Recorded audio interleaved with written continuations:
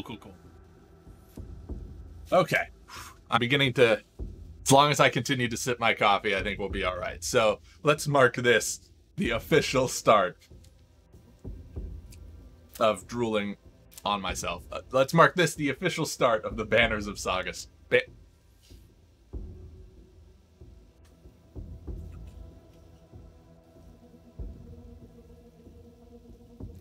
All right, let's mark this the official start of the Banners of Ruin stream here on Kyle Streams Stuff.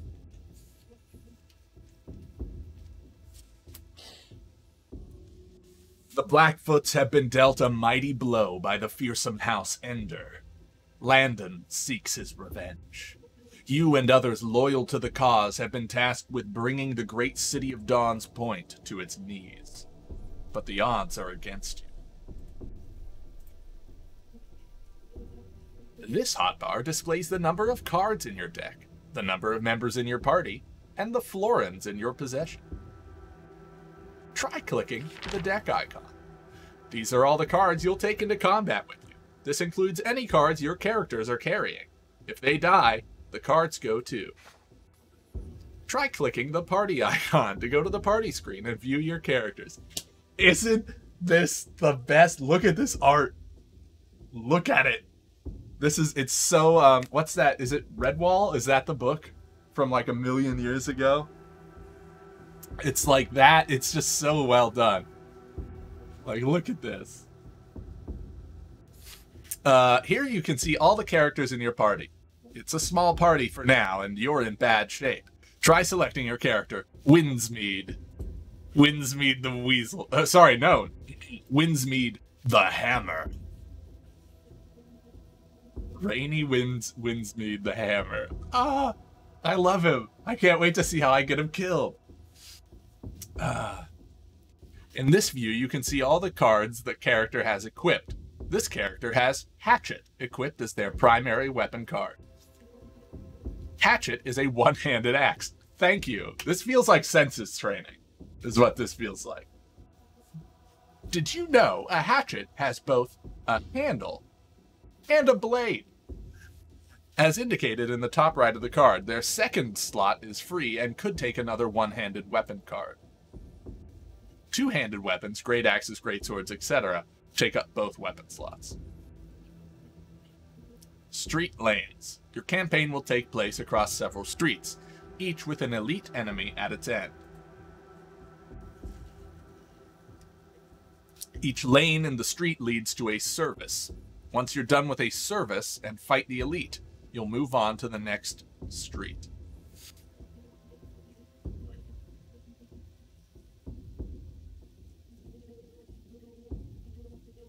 Okay, so you can see what type of service is at the end of the street. So this one, I can hire a person. This one, I can heal. This one, I can modify my deck. It looks like some guards are in your way. The cards on the left and right have counters. After selecting a card, any counters on the remaining cards will tick down. When they reach 0, they'll be removed from the street. Your character is badly hurt, so you should take the herbal remedy and heal up if you're going to survive. So I took the herbal remedy, the other counter ticked down and fell away. And now, you need to regroup with your companion, who must be somewhere in the center lane. You'll have to resolve that combat to see what's further down the street. We've got tunnel walls, so we can't go, so we have to go into the middle. All right, this is where I might need to... Oh no, it actually looks like the camera's going to be fine here. Vitality and armor. Okay, this would also be a great time to let me know, volume-wise, how I am stacking up to the game volume, because now actual music has occurred. Vitality is a character's health. If this reaches 0, the character will die and be removed from the party. Vitality persists across combats. Defense is granted by a character's armor. Game music sounds a bit loud. Sounds good. Well, actually sounds bad. I'll deal with it in this way. We'll do it that way for now, and I'll change it in game when I'm allowed. This is applied at the start of each combat. Better armor can be acquired later in the game. It just keeps getting louder. All your characters have stamina left and will to the right. Stamina replenishes to its max value each turn. Will does not. Cards cost stamina and will to play. A character can only play a card if they have enough of each stat. Enemies come in all shapes and sizes. They have vitality and defense just like you, but use a range of abilities. You can see what the enemy will do on their next turn by looking at their intent. These enemies intend to attack you for 8 damage each. You can see who an enemy is targeting by hovering them. Their target will be outlined in red. Wow, good golly, they're both targeting the one character I have. Enemies attack in order of their position. These enemies are both on the front rank, but you'll encounter enemies on the back rank too. Weapon cards can only be played by the character wielding that weapon. The symbol at the top of the card matches the character's symbol. Try using the hatchet to attack the enemy. Your character gained Charge. Charge is a status effect. Statuses can trigger at various points in combat. You can hover a status to see what it does. Charge increases the damage of your next attack. Charge the next time this character attacks the next time this character attacks, or for every attack in a multi-attack, the damage is increased by the stacks of charge. Charge is then removed. Some cards deal several attacks at once, such as Rush, which deals 1 damage 3 times. With multi-attacks, charge is applied to each attack in the chain. Try using it. So this will now do 3 damage 3 times.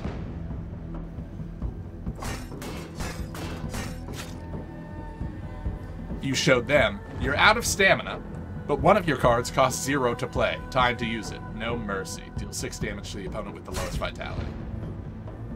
You can't play any more cards, so you should end your turn. At the end of your turn, all the cards in your hand go to the discard pile. At the start of your next turn, you will draw cards to your hand from your draw pile.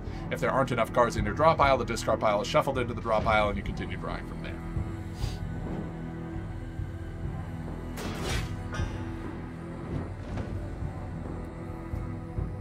That enemy's planning to do more damage. We'd best stop that. Use sharpened steel to finish him off. Cool.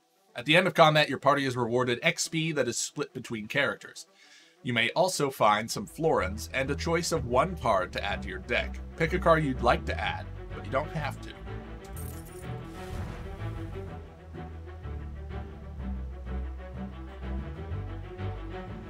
Okay, rotate.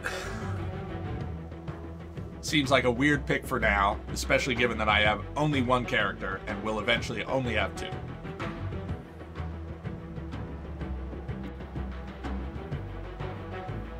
Vigor. What is vigor? Okay, pincer I can understand. So I'm going to take pincer. Congratulations, you emerged victorious, revealing your companion. Select an old friend to add them to the party. Any cards he's carrying will be added to your deck. Hey, Mispresso, how's the game so far? I mean, just look at it. It's awesome. I want to find out. I'm not going to right now, but whoever did the art for this game, or whoever art directed it, I guess. Wow. What a really good job. Yeah, it's like if Armello, instead of a board game, were a tactical battle deck builder. Then we're here. All right, we have an ambush. It's all the same everywhere.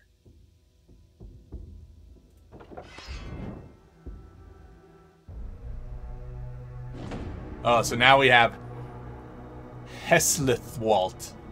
Heslithwalt the Bear. Enemies on different ranks attack on alternating turns. The next rank to attack is indicated by the red bar. I assume this one. If you kill all enemies on the active rank, the other rank will get their turn instead. Cards are played by the active character. Cards can only be played if this character has enough stamina and will. Weapon and talent cards can only be played by their wielders. Cards in your hand are highlighted if they can be played by the active character. Try changing your active character to Hesleth Walt. Great. Now that your companion is selected, you can play their weapon card. They have a great sword. Great sword attacks an entire rank.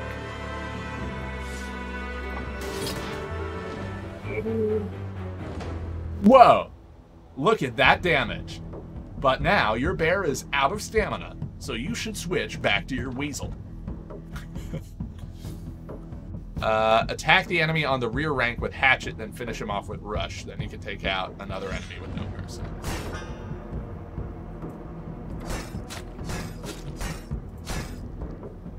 Cool.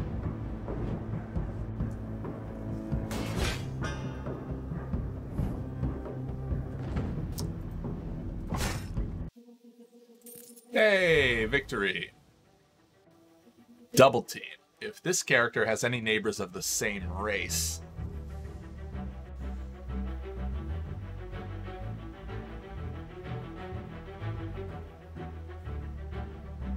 Can I check my deck? No. Okay. All right. Let's start getting nitty-gritty. I wish there were a way to see my deck before choosing a card here. It's the Wompty Dompty Dom Center mode. Yeah, it is. It was. Because I'm not super familiar with what my deck has just yet. So I don't know.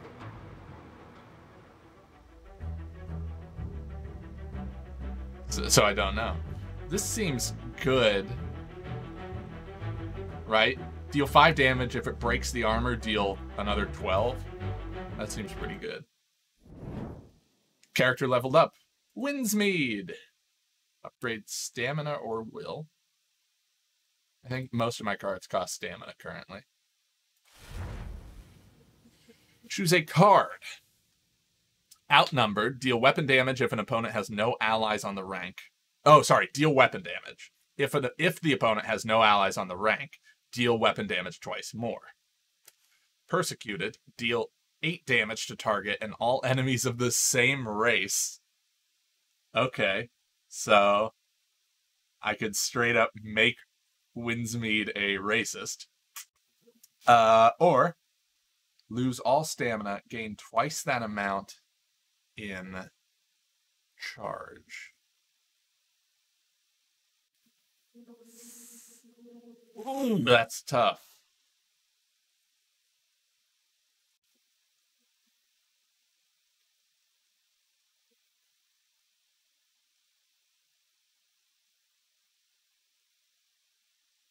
Okay, so outnumbered only works if someone's by themselves. Now, at some point in any combat, someone will be by themselves, whether by virtue of the fact that they're the last person or just I've killed everyone else on the rank. So at some point, that will work as attacking 3 times. Persecuted, in order to be as efficacious as outnumbered, I would have to be fighting at least 3 creatures of the same race.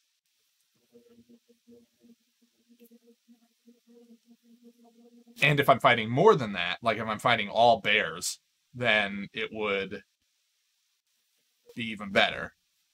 Rising Storm is like a 2-turn combo, right? Like I forfeit my turn now to have like a really big rush next turn or something like that. I think I'm going to take outnumbered. Enter the city. A small hatchway leads into the damp, dark chamber behind the city wall. For House Blackfoot. You open the hatch and enter the city. Oh, here we go. All right. I want more party members, so let's go up the middle here.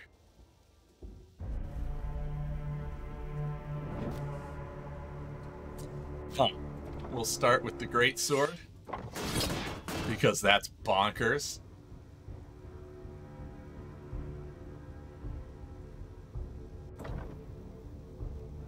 Vigor. The next time this character spends stamina, it is refunded, and vigor is removed. So now I have vigor.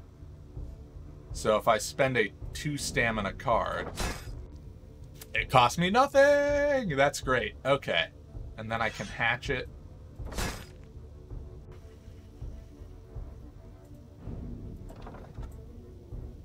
Withdraw. Okay, so I can play momentum even if I have no card to discard. That's cool. It's like edgy Armello. Yeah, there you go. We'll just rush. Cool. 3 rounds, easy peasy. Wow. Who knew I'd come right out of the gates being just the best at this game? Unimaginable.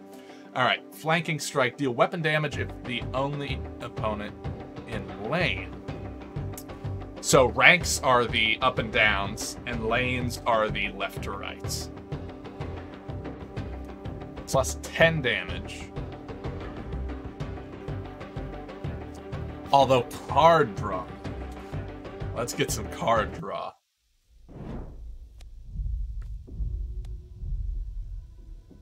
Okay. Helping Hand. They'll provide provisions. Overzealous Guards.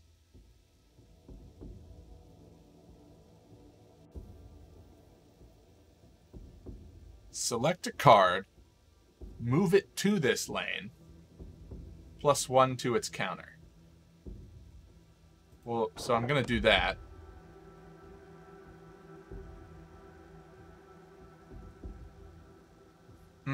Here's another design thing. Well, I guess I can still click on it. I don't know. What do you think? Which card should we keep around? Helping Hand or Overzealous Guards?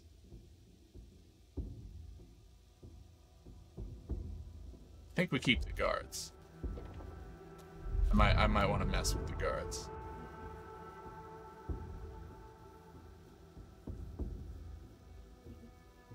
Yeah, let's see what the guards have. The other cards will stay there. You hear 2 town guardsmen hurling verbal abuse at a local black bear. She's probably a spy, they jeer. You can see her becoming visibly distressed when they begin to wave their weapons at her threateningly. Show them who they should really be worried about. We'll just go ahead and open with this absolutely bonkers greatsword. Second Wind.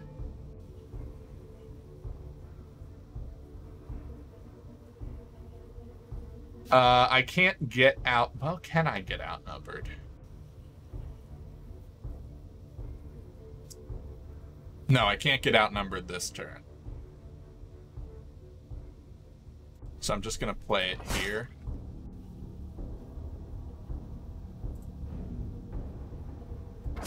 Enter there. Rush here. Oh.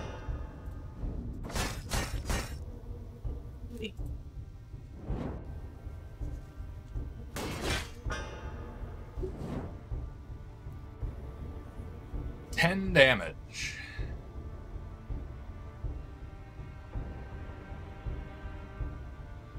Oh, there's 5. And there's 6. Alright, our bear leveled up. Each character in your rank gains 8 defense. I could move someone to the back rank.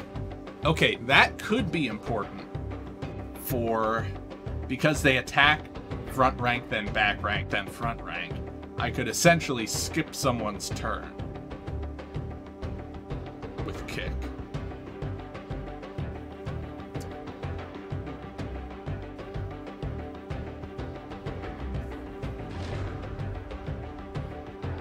I think I'll take kick. All right, Heslithwaite. Heslithwaite. They're both called the Hammer. Both of my people are called the Hammer. All right, let's upgrade the stamina. If target opponent has more health than active character, draw a card. If less health, discard a card.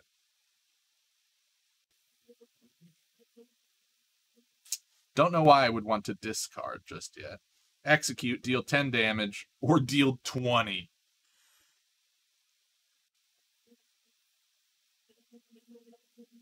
Yeah, we're going execute, 100%.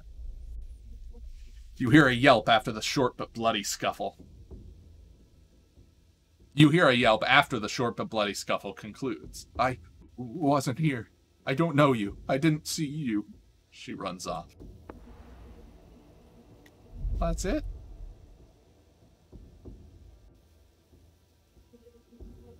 You find a letter from your superiors detailing important information concerning the enemy. Yeah, give me that experience. Alright, I have an elite combat or a normal combat.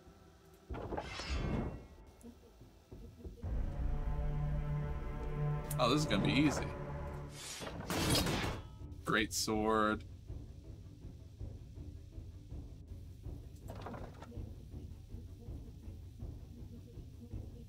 None of this actually matters.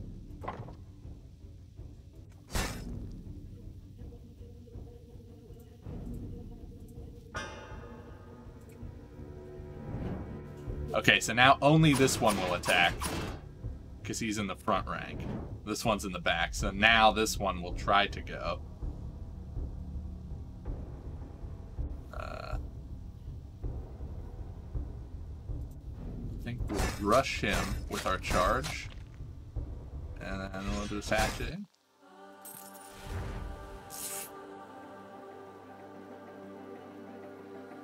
Already have momentum.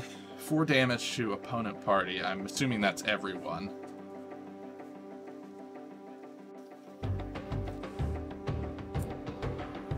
Vanguard. Deal 6 damage of active characters. Oh yeah, that's pretty good. 10 damage. That's better than weapon damage on Winsmead. Upgrade stamina or will. Stamina.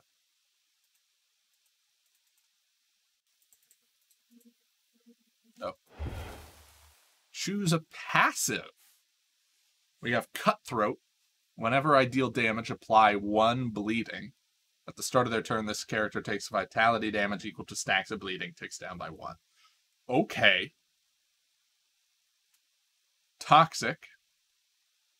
Whenever this character receives damage, the attacker gains poison.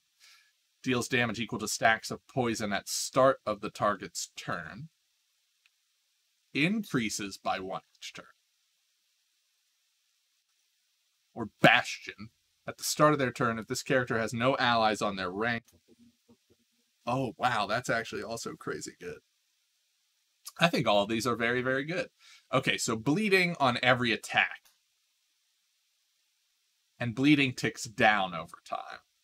Whereas poison, when I receive damage, and poison ticks up over time.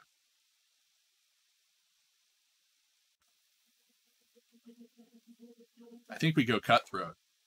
We slice and dice and we try to get that poison on there. Alright, quick thinking. I could just level up. Or a chance to improve. Well, this is straight up improvement. Some guards approach. You need to act quickly. Who do you counsel?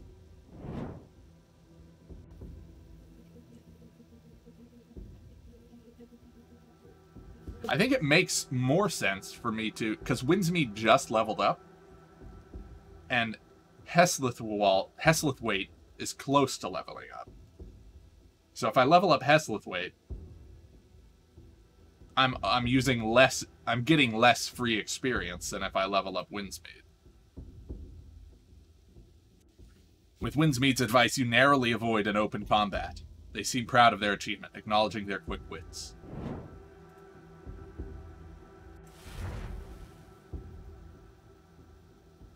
Sadist, gain 2 stamina for each status effect on target opponent.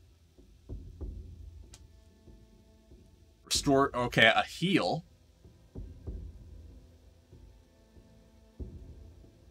Foul wound. For 1 turn, whenever the target takes damage, they gain 1 poison. poison ticks up. So all we'd have to do is get poison on them. Although healing seems like it. Well, we'll see. Let's just go straight damage, see what happens. Ooh, and then upgrade stamina or will. Stamina.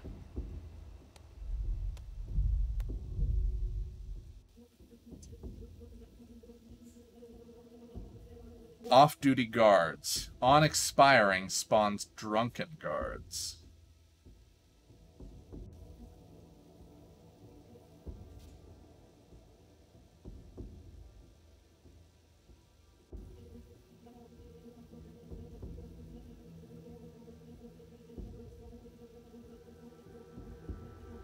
Let's check out the knife merchant. None of these are actual weapons. I thought you'd be selling weapons. Alright, apply equal to weapon damage.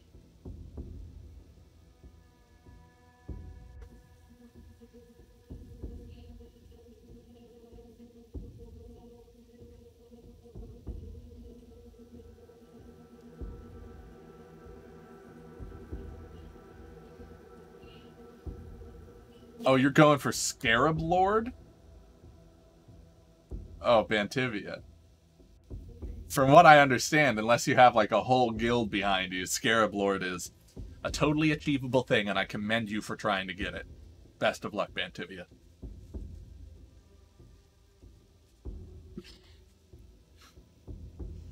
I kind of think this would be nutty, right? I could put... Well, no, actually it's not. It's only nutty for multi-attack things. Otherwise, I'm spending 2 just to get an additional weapon damage.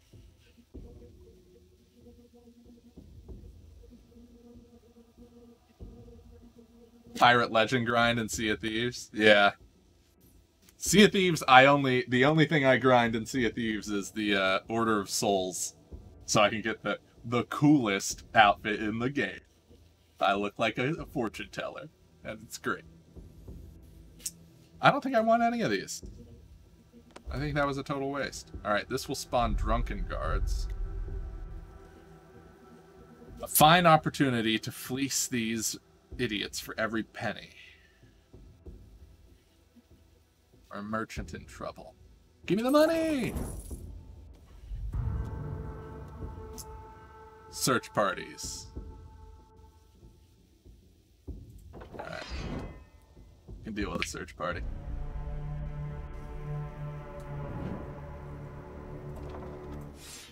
Just start with the old... Oh, these guys have more health than they used to.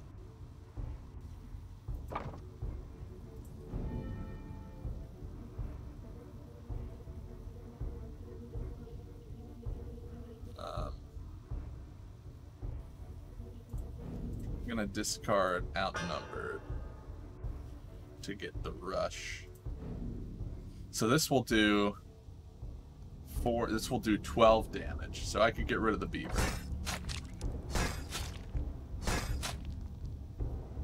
And then I can No Mercy put a stack of bleed on. Call it good.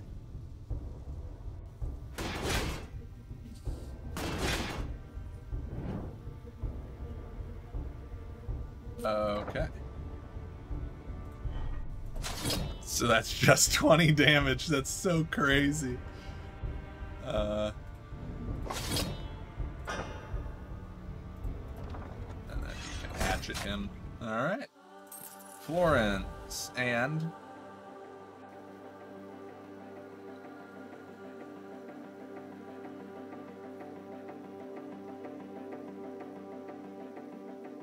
Tensions. Apply 3 marked to enemy rank. If there is more than 1 race on the rank, apply Overwhelm as well. Marked. When this character dies, stacks of vulnerable equal to the mark are applied to members of their party. Overwhelm. For every stack of Overwhelm, this character receives 25% more damage from attacks. So this is a free 25% increase in damage.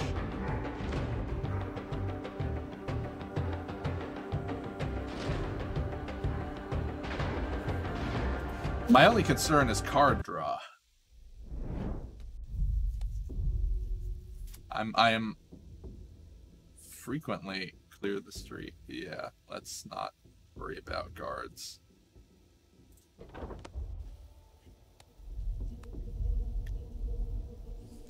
Or I guess let's worry about guards.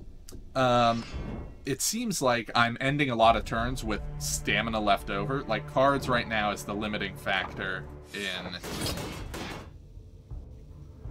doing tons of damage.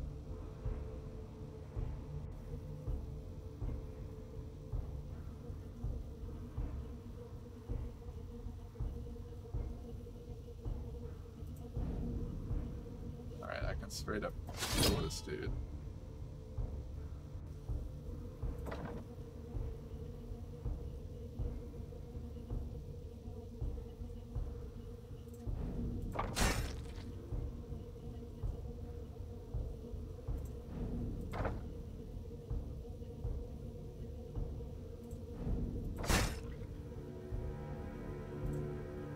Okay.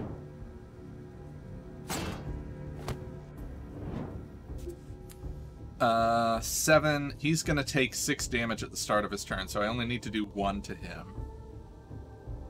I'll just no mercy because it's free. Yeah,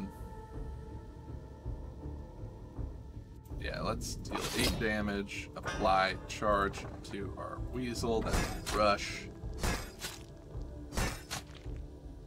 And then shrapnel. And then we should be good. Because he bleeds out. Cool. Discard. I don't think I want any of those.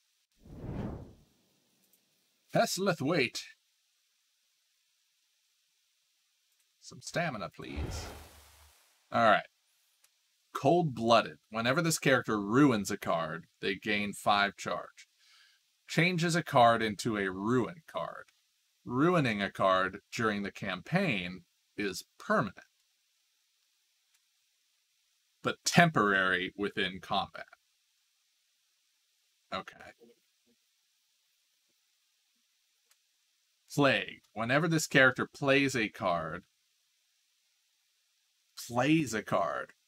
that's pretty good. 1 poison is applied, and then Vengeful, gain 5 rage whenever an ally dies. Well, we're never gonna die, so let's be plague. Let's be a plague bear. Get those, what is it? Eastern Plagueland vibes. I guess we'll just keep going up the middle. So far, the combat doesn't seem that bad, but obviously we're still at the start of the game. Let's put a foul wound on the big boy. Get our second wind.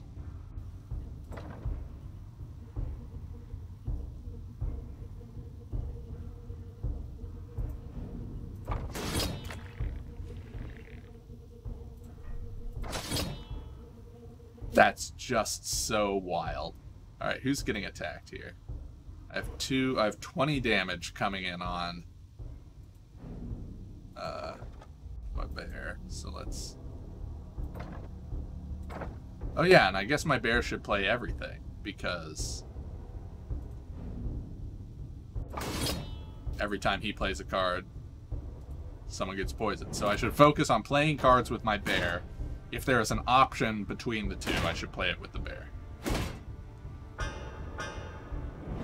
They gain charge.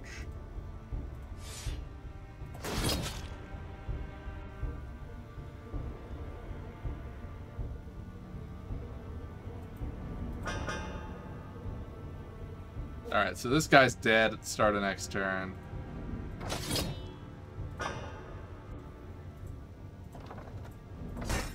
And that guy's dead right now. Okay.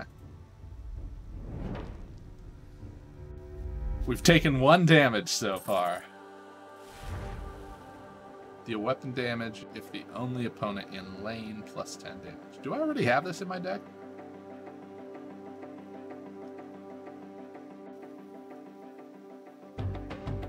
I don't think I do. We'll take it this time. Because we're starting to have a bunch of stamina. Alright. Fight or flight. Elite combat. Hesitation. There's not a moment to lose. Hesitate and you're going to take a beating. So if I let this expire, I'll take 5 damage. If I let this expire, I get... So let's do hesitation.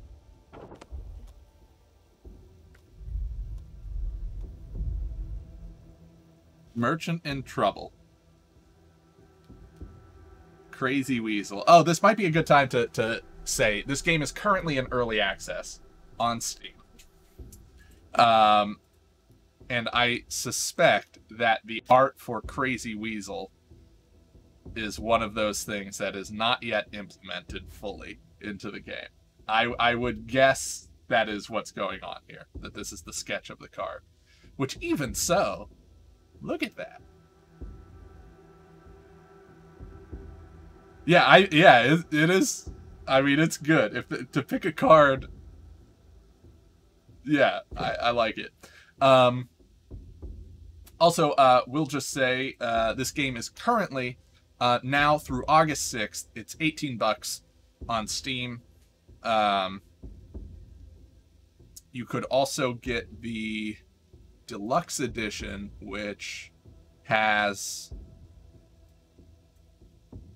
a supporter pack, which gives you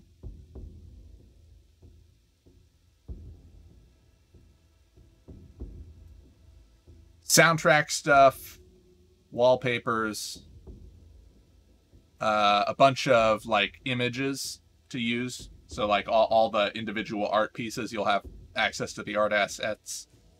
Yeah, that's about it. Art and soundtrack for the deluxe version. But $18 and this is yours. Let's go to the Crazy Weasel. I can't deny the Crazy Weasel. The weasel babbles at you with a manic grin on his face before spluttering into a fit of coughs. Want to change a piece of yourself? Weasel can help. Transform a skill card. Transform a card.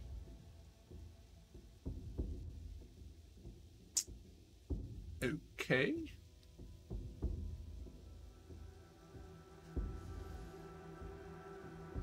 Let's transform momentum. Okay. Remove all bleeding on target ally. Apply 5 armor. Draw a card for each character in the back rank.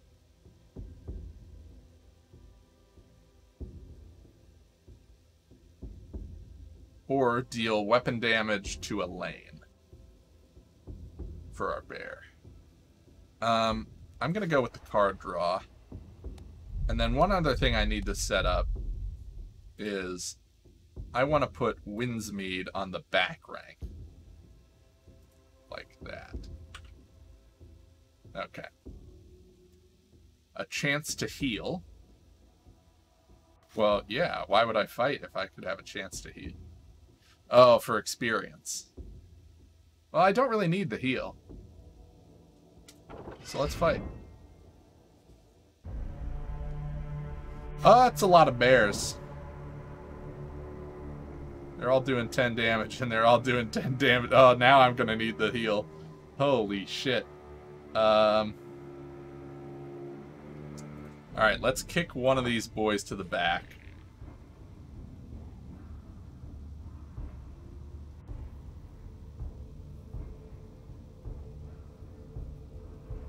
So now I have 20 damage coming in.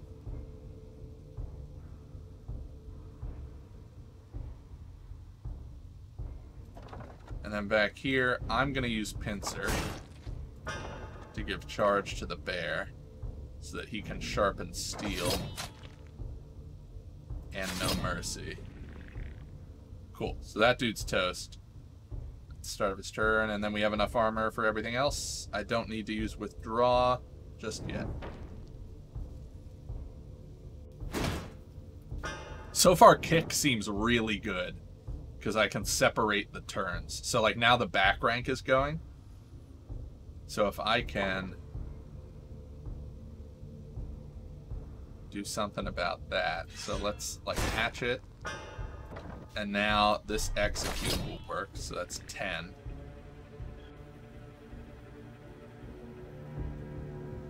This deals 22 damage. Oh. Oh, and then I can 5 damage. And then I can 3 damage. Draw 3 cards because it kills it. Draw a card for each character in the back rank. Back rank characters gain 1 vigor. Yeah, this is it. This is toast. Ooh, that card draw. So good. Alright, it's done.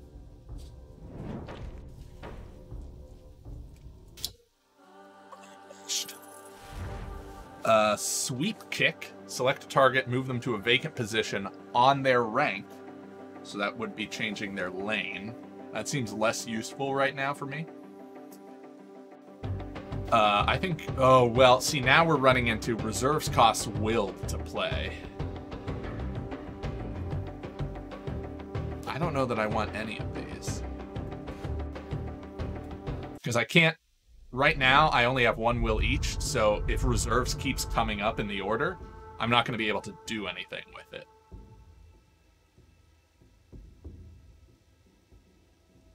Let's do just normal little combat here. That's a lot of people. That's a lot of people. Alright, front is attacking first.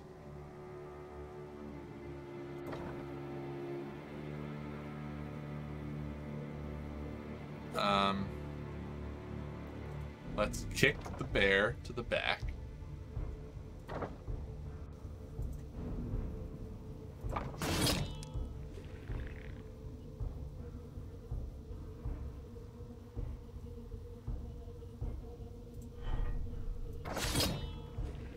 And then I can outnumber this guy. Ooh, huge!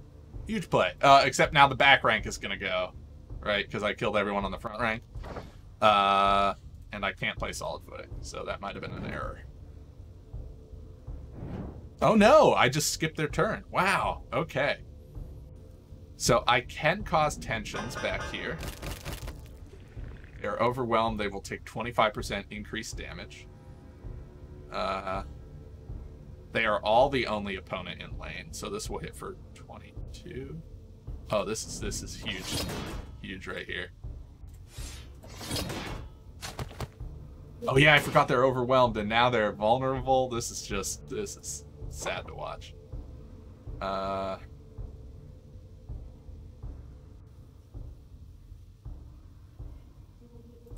Okay, one of them will live. That's fine.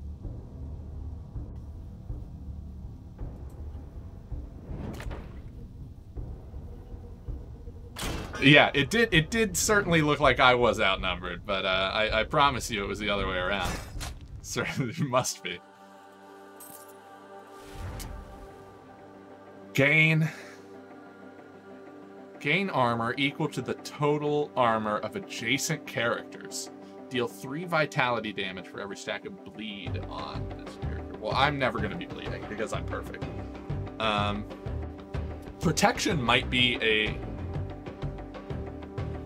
good thing, but not for us, not yet. I'm just going to skip it. Who leveled up? Not Hesselwait. Oh my god. Winsmead, you're nuts! Alright, we're going to do Will this time. Choose a passive. Energetic. At the start of their turn, if this character has more than 75% vitality, they gain 1 stamina. Inspiration. Everyone on this character's rank starts with 1 vigor. Oh, or Blessed, which is just straight up +2 will.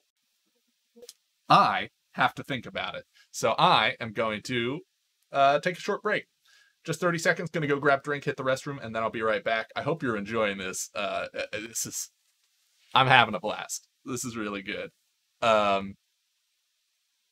Anyway, yeah, let me know which you think we should do. Energetic, 75% vitality or up, we get 1 stamina every turn.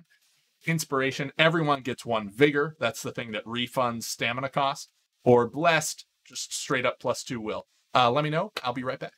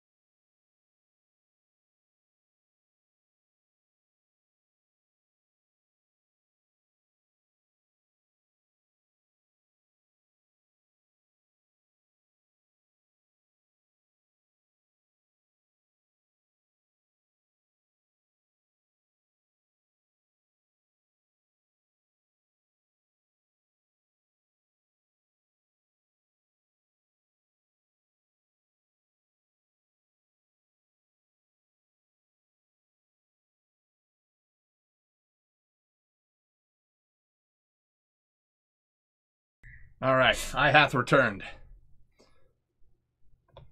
And I would agree. It seems like I don't need stamina. So I think I'll take Blessed. Let's just go. So now I effectively have 4 will. Discards a random combat. Yeah, let's do that.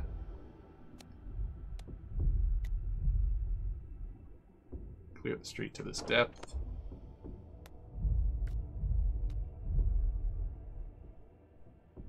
Provisions at the smithy. Party members. Party members. Okay. We could get Fortright with an exquisite sword.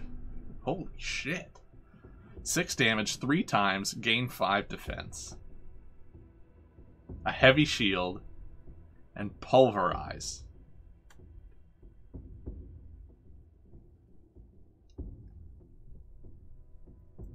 Okay, like that.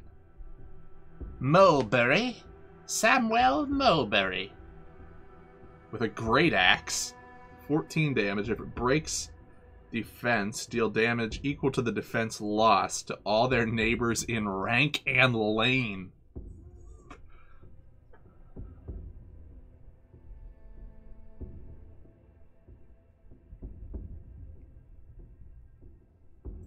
Oh yeah, hold on, I forgot to check. He's noxious. So instead of bleeding, he gets poison.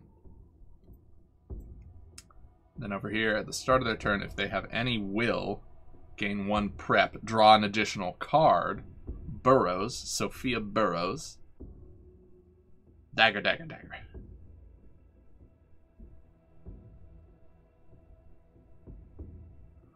Ooh, that's tough. Oh, this is tough. I think I take Mulberry.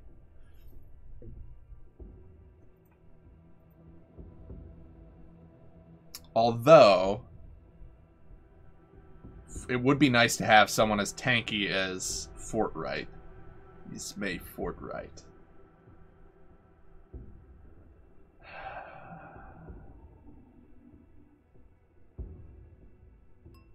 Yo, evil Yoda. I think we will take. Oh, I can get more than one. Then I am taking Mowberry. Yes.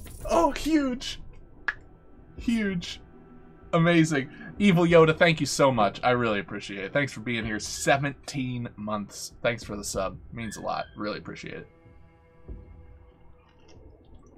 Cheers.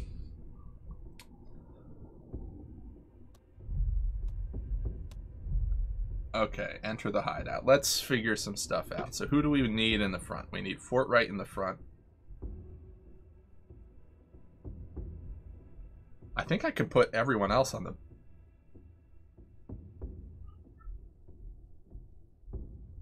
Let's do it like this. Let's put Weasel and Mouse in the back. Let's put Fortright and Heslithwaite in the front. And then let's pull them all closer so we can see those.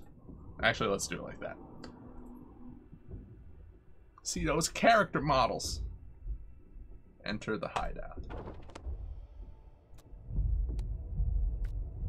It's a trap. It's a trap. Suppose it doesn't much matter.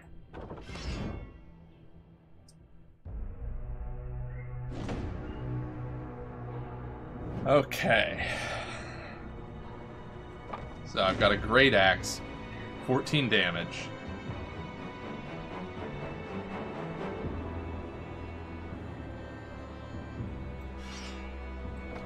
I break the armor, so it deals, yep, the adjacent damage.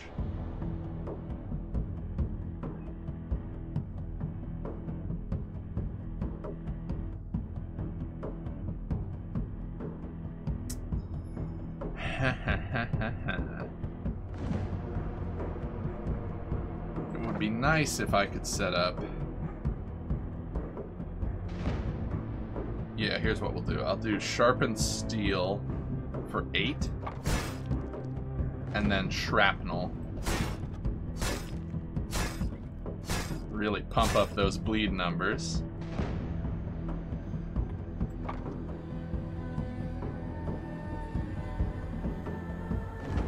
Then I can flanking strike, apply some poison, and then execute, apply some poison. Yeah, I need more cards, is what I need. We should be okay here, just from armor. Alright, so Bear's dead next turn, so we can focus on others. Let's play Tensions.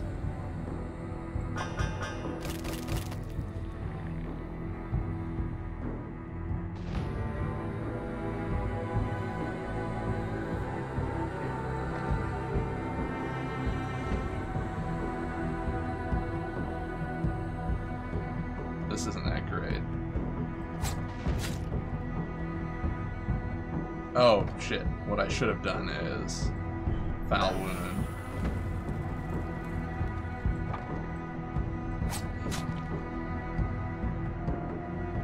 Oh, and I should have played that from here as well. Whatever. Alright.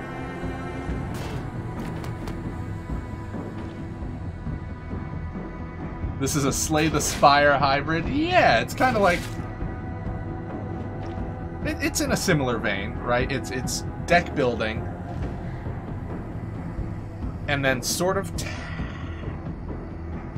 I guess it's not really attack. It's more like turn-based... I don't know that I'd call this tactical battle because, well, positioning is important, but it's more difficult. You don't just straight up have moves. Like, I don't think I can just say, like, move here. Yeah.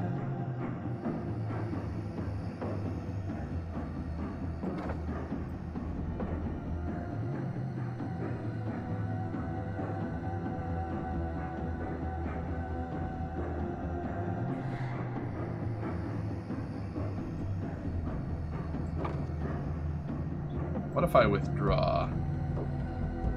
Oh, now they're... No! Now they're attacking the weasel.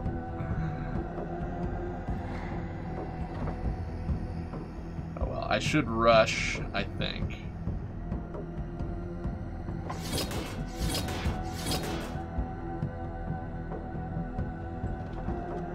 Hatchet. That'll break. I should, I don't know. Okay, he's dead next turn, so now we can focus on this guy. There's no reason not to play heavy shield. No reason not to do that. Yeah, certain cards let me move people around, but I can't just say, like I actually don't know. Oh, he hooked him forward is what happened there. So I can't just say, like, I want you to move over or something like that, but...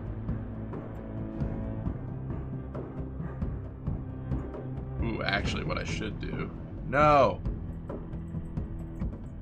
Am I locked into playing that now? Fuck! Alright, I guess I am locked into playing it now. It's not what I should have done. Okay, who will... Our Weasel will be playing outnumbered. So I should play Pincer, and then apply the charge to the Weasel, so that the Weasel can play outnumbered. Yeah. If dual wielding...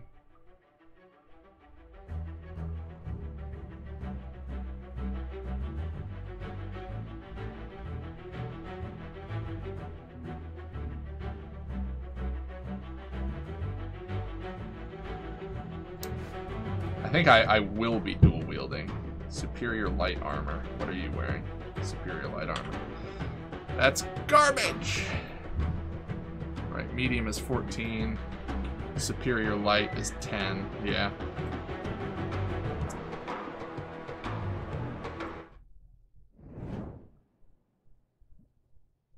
Who leveled up? Heslithwaite. I'm gonna go stamina again. The more cards Heslithwaite can play, the better, because of Plagued. Toxic Cascade. Whenever target opponent gains a status, they also gain 2 poison. Foul Wound. More poison. Or Cornered. Deal weapon damage times X for every stack of Winded. I have nothing that applies Winded, so let's go Foul Wound.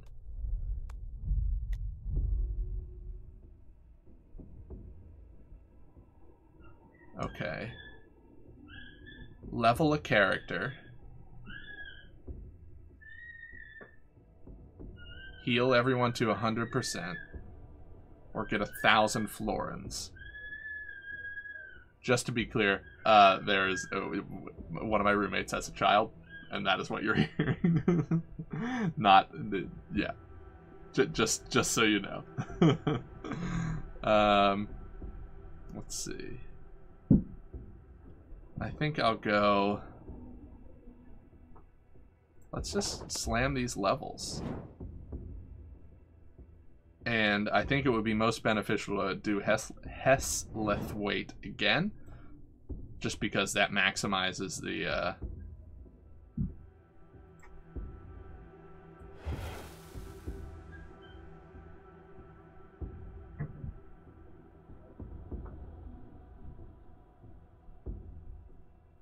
Yeah, big poison bear. Maximizes the amount of experience I'm gaining from it. Alright, on we go.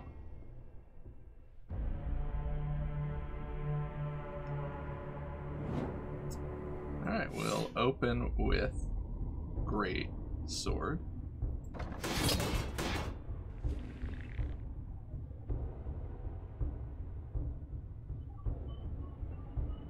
This does 22 damage.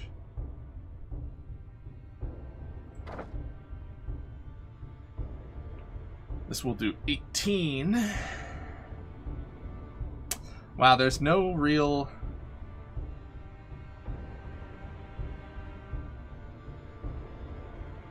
You know what I could do?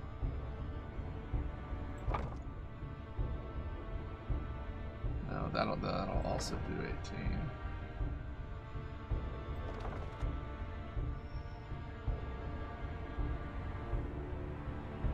Yeah, just in terms of... I can't make use of shrapnel. Shrapnel's actually been really hard to make use of.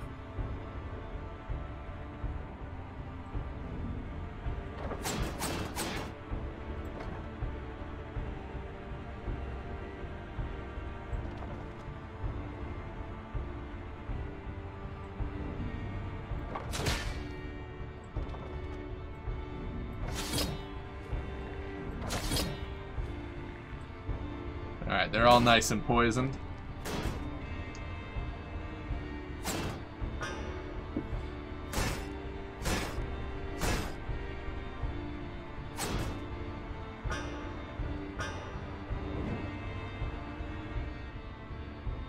Do I want to move someone to the back?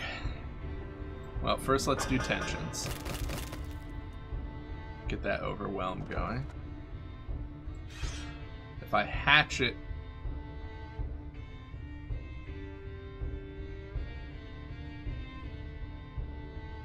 That hatchet will do 10 damage. Oh shit, now I'm stuck to hatcheting. Oh well. Okay. So Bear's dead next turn, don't have to worry about him. Let's kick one of these rabbits back. Weapon damage 14.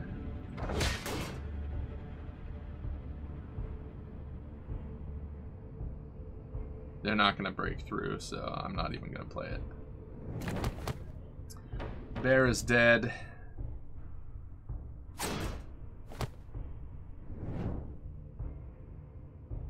Alright. Vanguard. Ooh, actually, weirdly enough, Persecuted will work just fine here.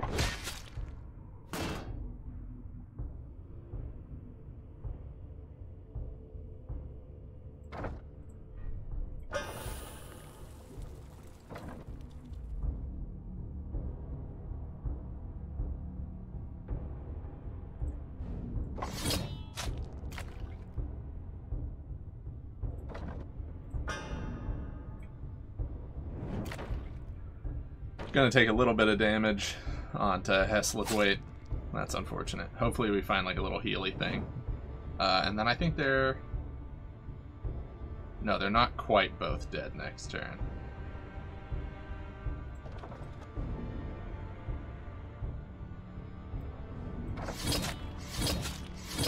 Now they are both dead. Is this Redwall the video game? Yeah, basically.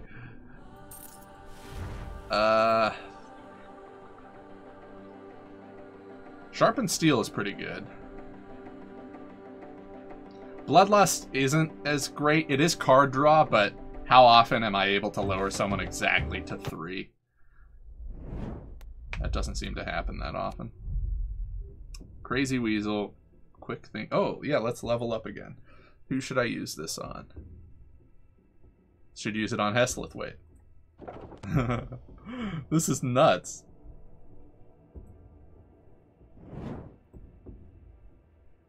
With their advice, you narrowly avoid an open combat. They seem proud of their achievement, acknowledging their quick wits.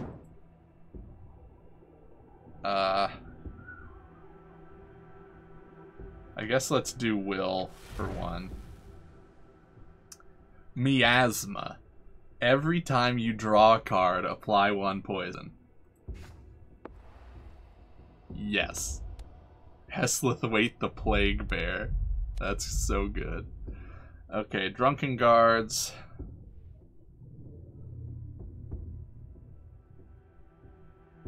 Let's decoy to get the Drunken Guards to stick around. Ooh. 500 XP or 300 florins. Shit. I actually think the XP is more important.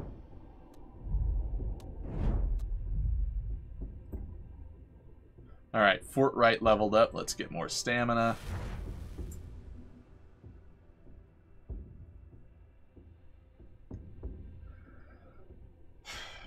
Draw a card for each status effect. At this point, I'm able to put quite a few status effects. Oh, and I can level up again? Well, let's level up Fortright.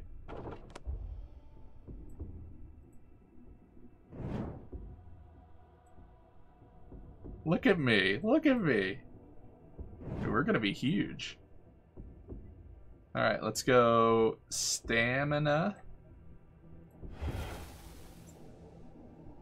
Every time I take damage, attacker gains poison. Or will. Let's get another plague bear. Huge plague bears. Alright, stand or perish. That's in elite combat. No thank you. A vagrant. Or provisions. Let's see the vagrant. An old scarred wolf sits on the margins of the road, a cloth outspread to catch spare change. Hey, you. Yeah, you. Can't see much of anything anymore, but I know a fellow soldier when I see one. Help me out, and I'll show you something that's kept me alive all these long, bloody years. Donate a skill, reroll a talent. Okay, what has not been useful? Honestly, shrapnel has not been useful.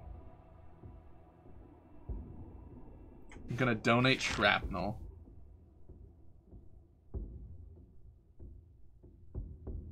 And what hasn't been useful here?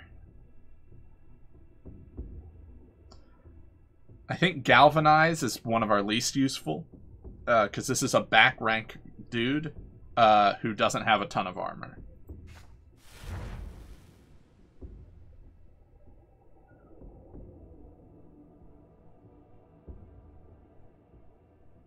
Let's take another foul wound. We are the plague bearers. Weapon cache. Yes, please.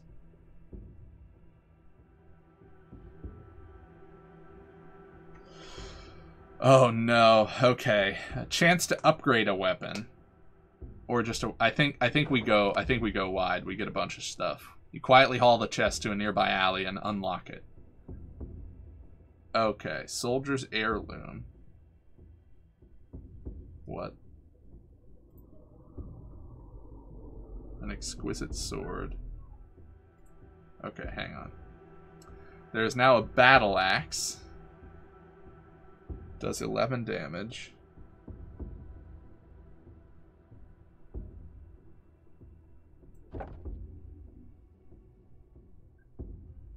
Or an exquisite sword. I think we go double axe onto Windsmaid.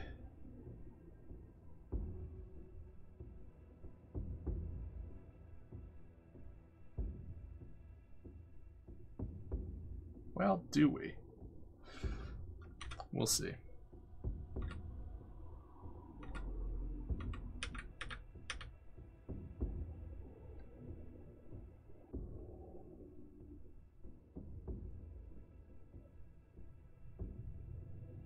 Maybe I go Battle Axe Exquisite Sword instead of Hatchet.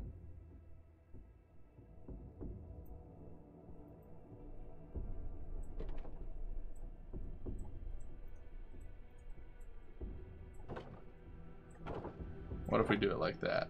So his primary weapon damage is 11. Yeah, I think we'll do it like that. Is that a weasel? Can't trust weasels. He's our best weasel. How dare you? Okay. Now, what is Soldier's Heirloom? So this gives 14. Soldier's Heirloom gives Bolster. At the end of turn, this character gains armor for every stack of Bolster. At the start of combat, gain 8 Bolster. So that's 8 plus 7 plus 6 plus 5 plus 4 plus 3 plus 2 plus 1. So like 36 cumulative armor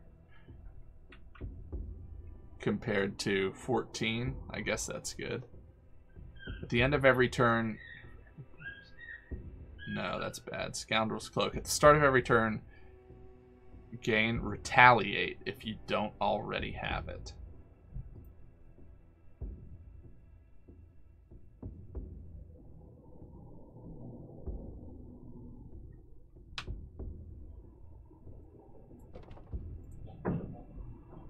retaliate, the next time a character loses... No, sorry, anticipation. The next time this character loses vitality, they gain 20... Okay, so this is 20 armor anytime I get hit. Versus 10 flat armor. So I think that is better. I don't like Adventurer's Gear because Winded... We have trouble spending our stamina. And Winded removes stamina from the next turn. So, if I put someone in Adventurer's Gear and then fail to spend all their stamina, their next turn, they're not going to have any stamina anyway. But I think that's pretty good. I think that definitely improved us. A chance for riches. Let's discard all visible combats. And then let's go for a chance for riches. You scurry into an unseen alleyway as a company of heavily armed guards turns the corner ahead. They're transporting a cart with a heavy chest. It must be valuable to warrant that kind of escort. We haven't tried elite combat yet. I think let's try it. It's time to impose some new tariffs.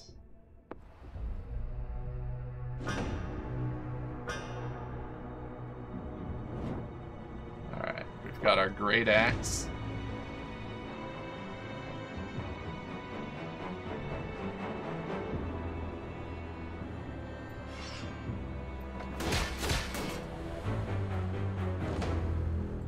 We've got our exquisite sword.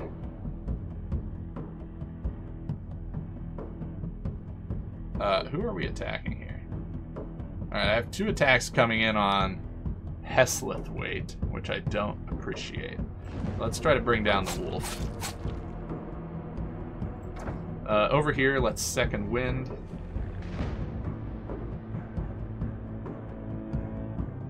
Sharpen steel.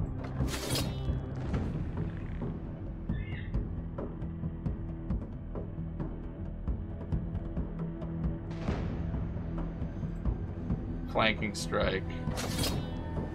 And then solid footing. Pacified means he can't play cards, but this is the last thing he's going to do on his turn, so we can gain some armor there.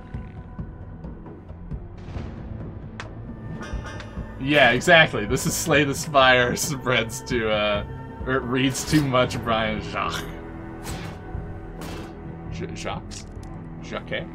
I don't know how to say his name, but yes. This is Slay the Spire meets Redwall, sort of Slay the Spire versus Armello. Here we are. Okay, so he now has 3 retaliate.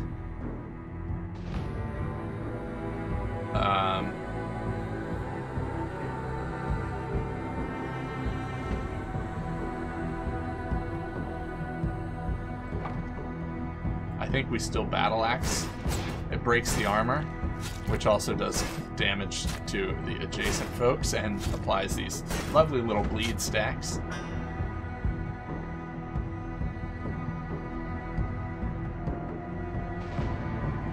Okay, so Wolf is gonna bleed out. The back rank is attacking us. For 20 damage, holy shit.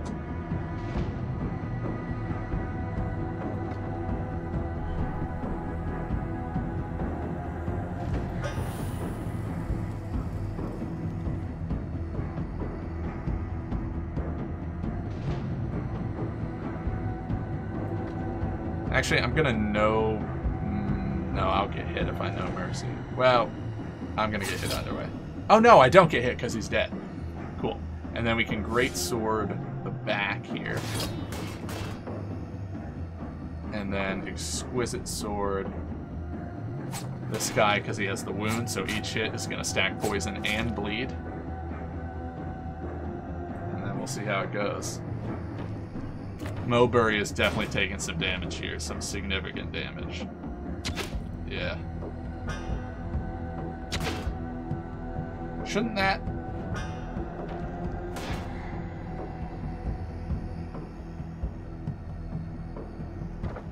Wait. I thought he was supposed to have... The next time...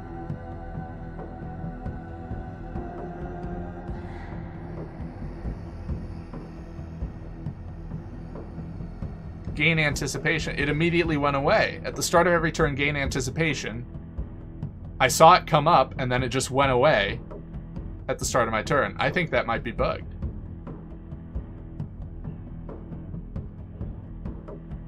I think it's doing it in the wrong order. I think it's applying it and then ticking down for the start of my turn, rather than checking to see if I have it, tick it down, and then apply it. Because otherwise, what's the fucking point of this? If at the start of every turn I gain it, and then it immediately ticks down and I lose it. Okay. Let's persecute some beavers.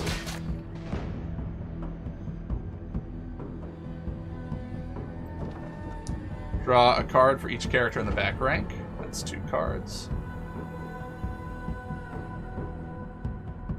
Characters in the back rank gain vigor.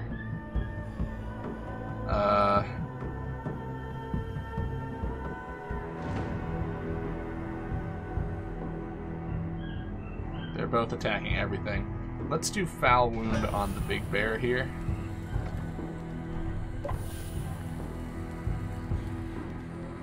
You're dual wielding, so we can akimbo there.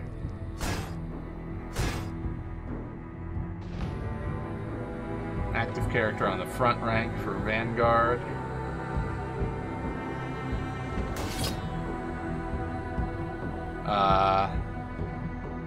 Then I guess we'll still use him for Rush because he'll apply poison for it.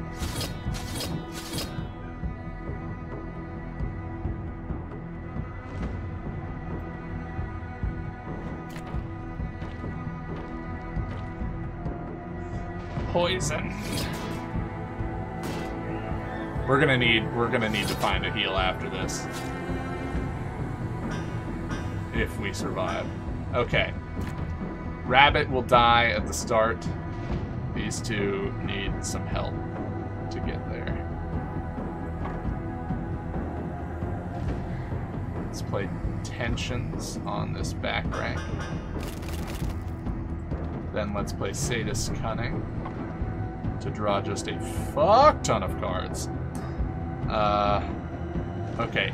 Oh, wow, they're gonna kill him. They're straight up gonna kill Heslithwaite if I don't do something.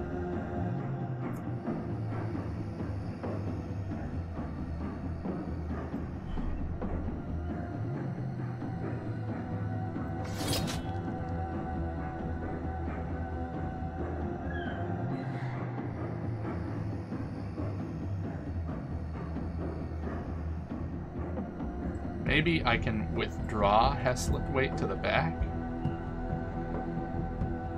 Yeah, okay. Now only 2 people are attacking him. One of those 2 will die, and I think we can kill the other one pretty easily.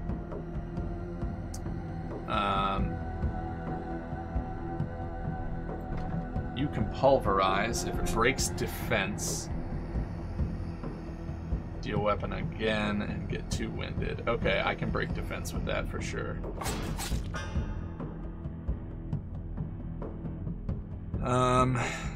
Let's see, pincer.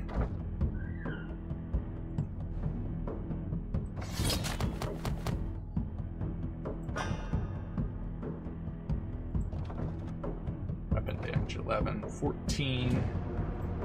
Alright, let's go on the bear here.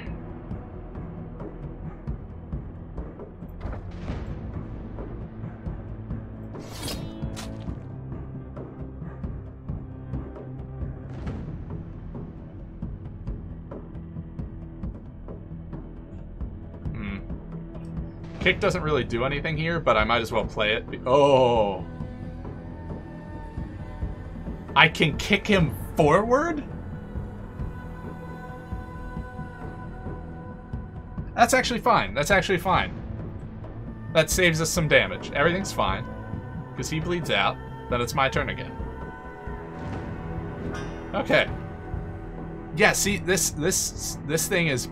this is bugged. It absolutely is. Every turn at the start of the turn, I get anticipation, and then it immediately removes it. So what is the point?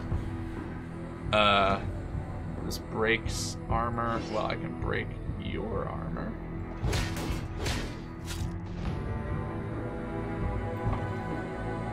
And And then I can foul wound over there. Pulverize. There's no more defense to break. Bear's gonna bleed out, so let's focus elsewhere.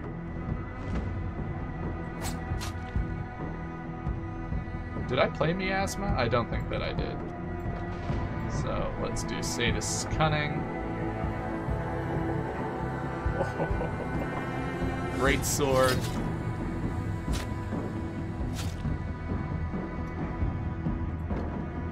Exquisite Sword.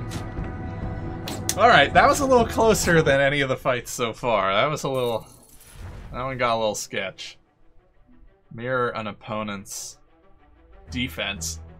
Honestly, that might be pretty good, especially for one of those elite fights. Okay, heavy armor and superior light armor. I think the Scoundrel's Cloak has to go. That seems like garbage. So let's throw some heavy armor onto our mouse.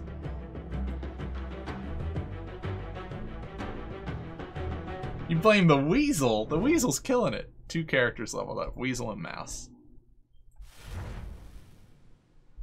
Battleforge. All party members gain vigor. Acid burn.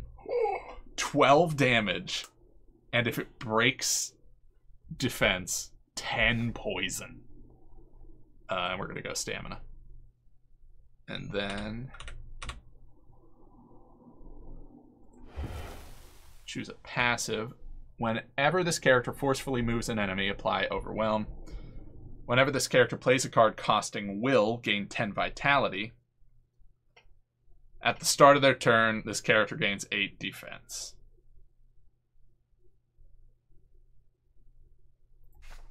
Eight defense, please. And then we'll go stamina because we're already blessed. After a violent struggle, the guards are left littering the street. You hear shouting further down the road, the fighting undoubtedly attracting attention. It's time to grab as much as you can and get the hell out of here. 600 florins. Alright, I need another real quick break. I'll be right back. If combat or crossroads, I think we take crossroads because we could really use a heal. Or more combat.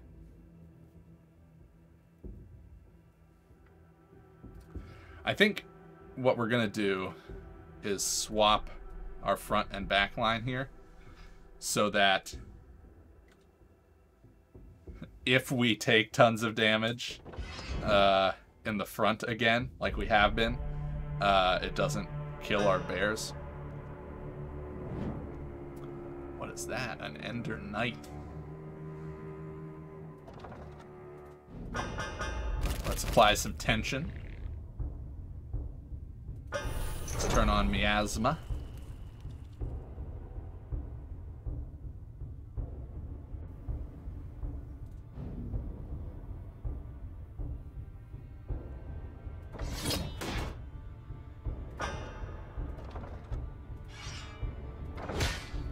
Oh, imagine if I play the card that steals this guy's defense. Alright, who are we attacking? Yeah. All the front line. That's good.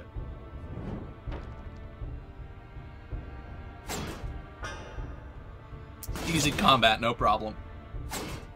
He's back up to 102? At the start of...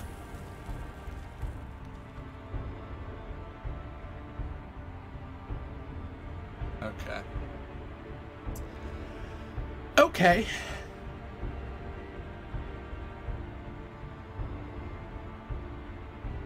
I think, for starters, let's second win.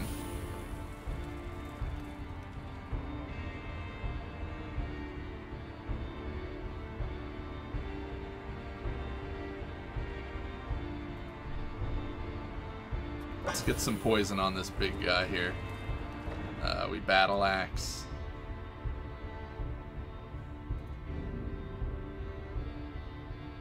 Actually, no. Ah, shit. Oh well. That's fine. Sharpened steel.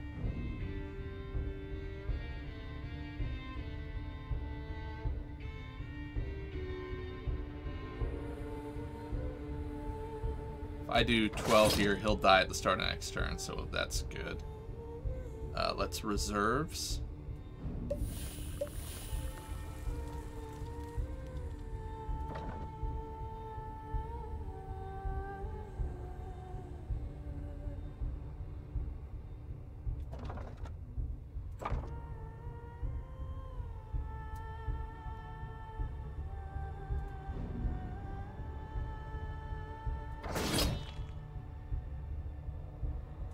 Kick this guy to the back to break up the turns there,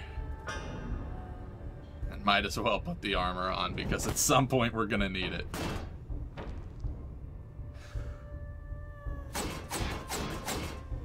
Whew.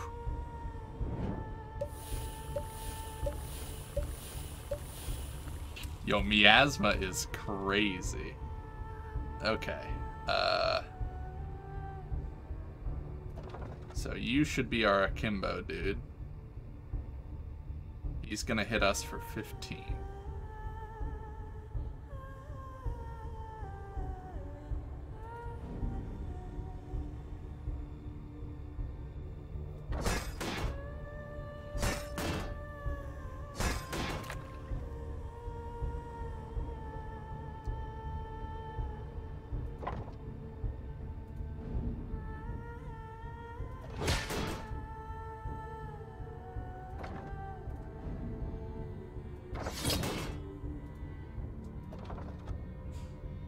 Attack 3 times, gain 5.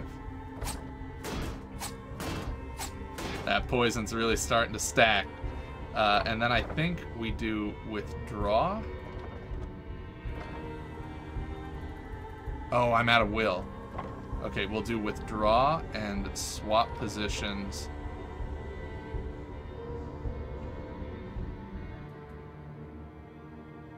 The Wimstead. Oh, that's gonna apply. Yeah, that's fine. Because we have a ton of armor on Fort right now. Look at that poison. Oh no. Okay, poison hits armor first, so we're still fine.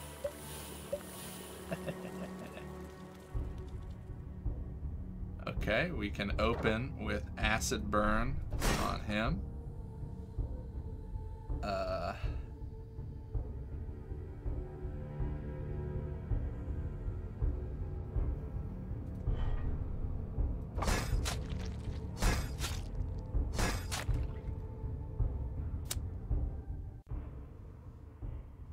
If I 8 damage will put him at 24, which is enough that he will die at the start of his turn. So then let's greatsword and rush. So it's his turn. Oh, but tragically he dies. And then it's our turn. Okay.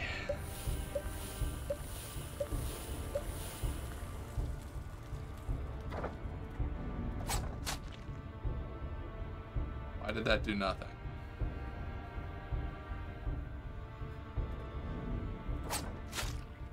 There we go. Well, that's plenty. That's plenty. Okay. Only 84 instead. Weapon damage plus 8. Could be up to 22. Yeah, mirror armor came way too late.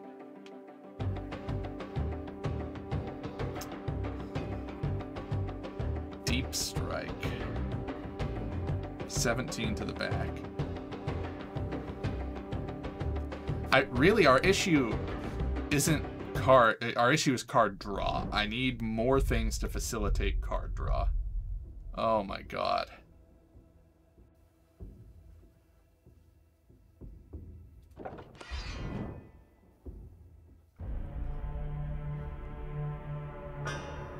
It doesn't stop.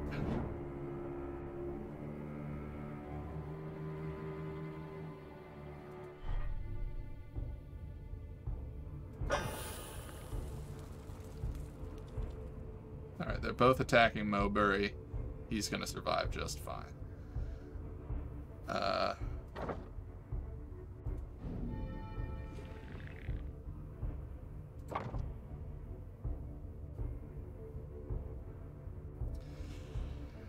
6 damage 3 times. Sharpened steel. Execute.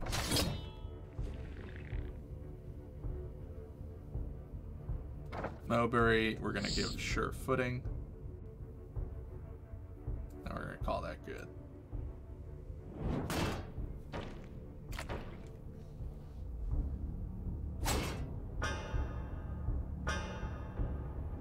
Why? Why? Holy shit.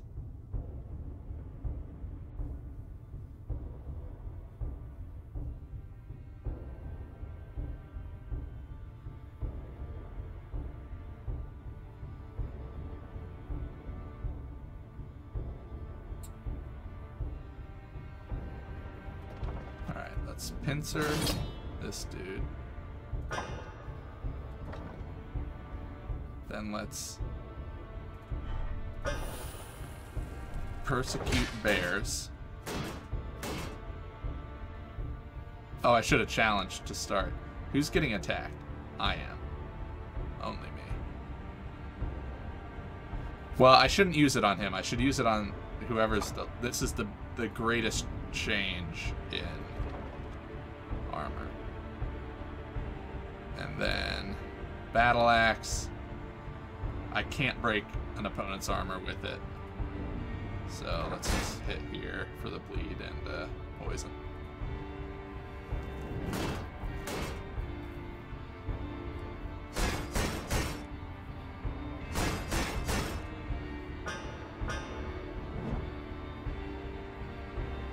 Okay, I've got Great Axe.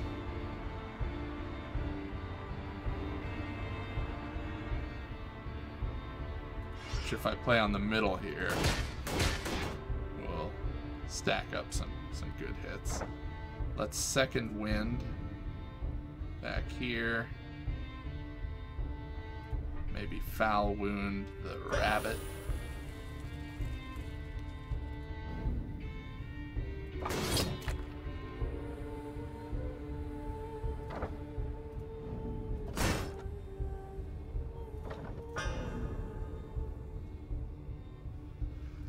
Okay. Windsmead's gonna take some damage here. Wow. So close to... Oh, this is not good.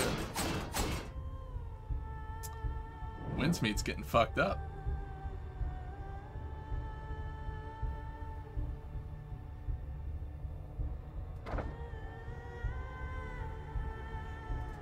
Alright, we're gonna...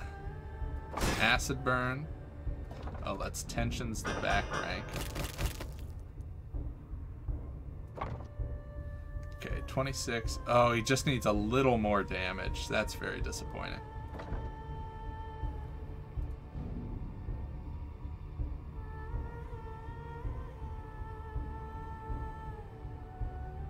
Let's do it like that. Okay, he's gonna die. He'll die. So let's look at the back now. I have too much damage coming into Windsmead.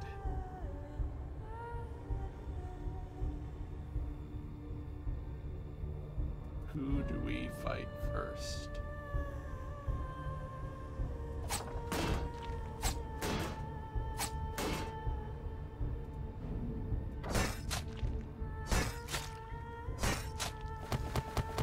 Nice.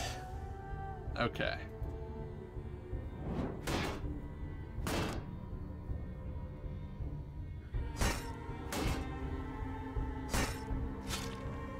Ouch.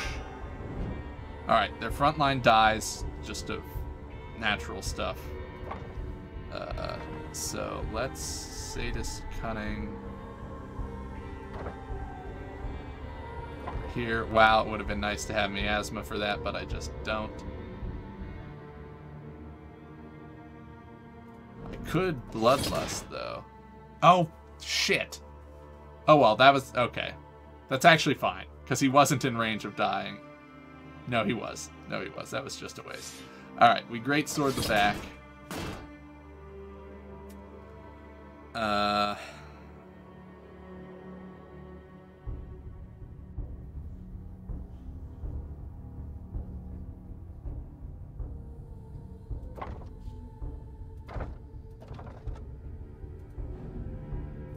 Flanking strike here.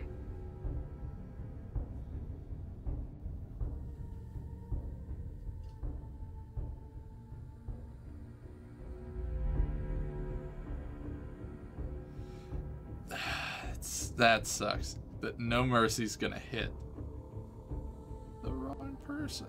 Oh, you know what I could do? I can kick this guy to the front.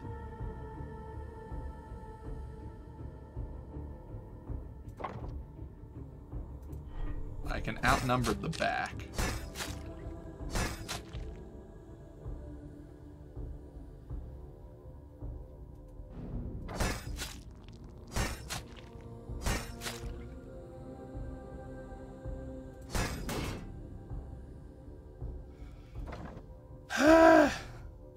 Okay, we're fine. We're still fine.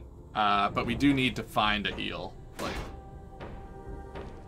really soon. He's gonna armor up. But it doesn't matter.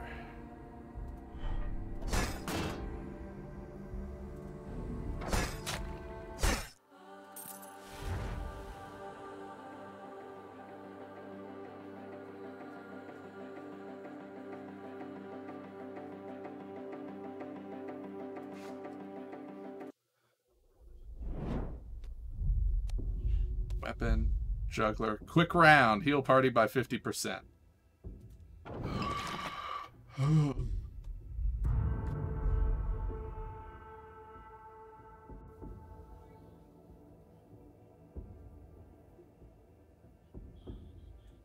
Another quick round. Intelligence.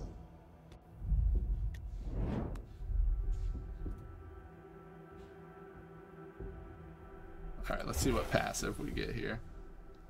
Wrathful, if we're low on health, we gain rage. Strategist, when I move an enemy, they are overwhelmed. Or Pestilent. On turn 9, double the stacks of poison. Yes. Plague Bear. And then I think we'll go Will this time. Buy cards. Sure, let's check that out.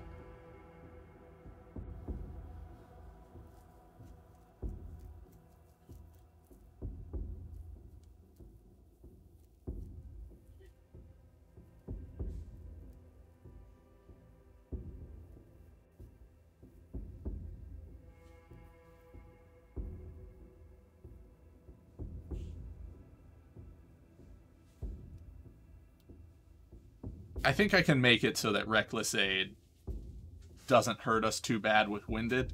And also, it's becoming apparent that I will sometimes need to quickly apply armor.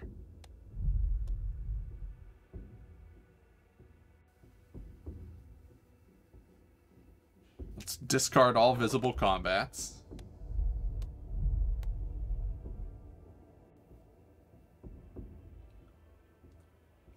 Clear the street to the depth of 2. Heal up, but we are healed. Provisions or hire party members. Wow, can't afford whoever that is. I can get 1. So we can get Yorkson. Another great axe wielder.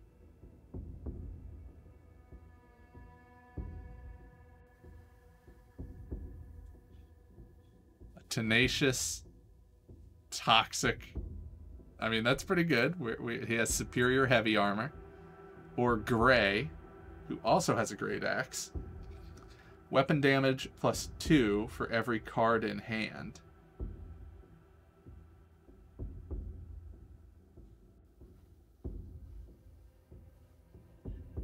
Apply 16. Crippled. Wow.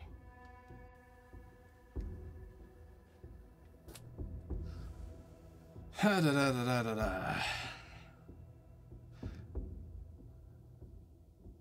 are times when, I mean, Arsenal does facilitate weapon or card draw,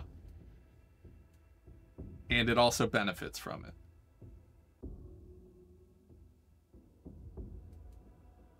So I think we're gonna do that. I think we'll hire Gray. And then let's figure some stuff out. You put our bears back in the front. Maybe put Gray in the back. Yeah.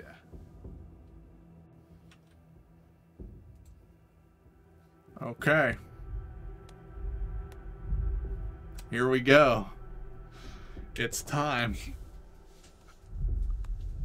Oh.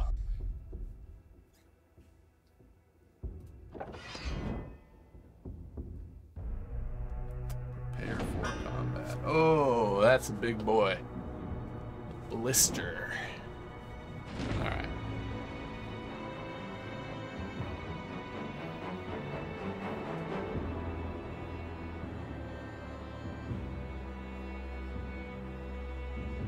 Well, I can break armor on the back rank.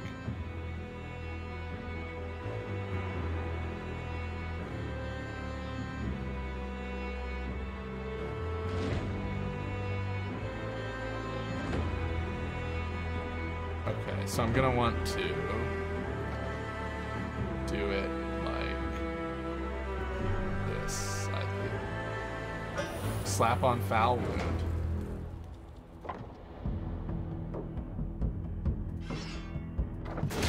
Great axe him.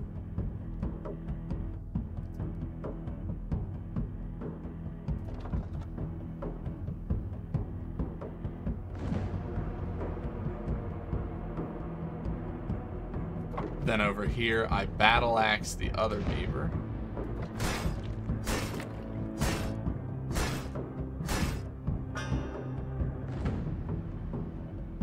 Then I rush this beaver.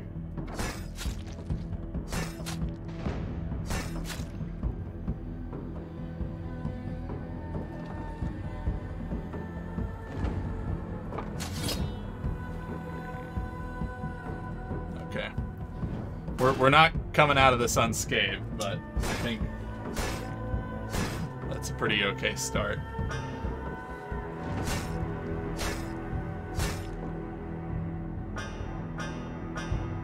Poisoning themselves on my toxic bear.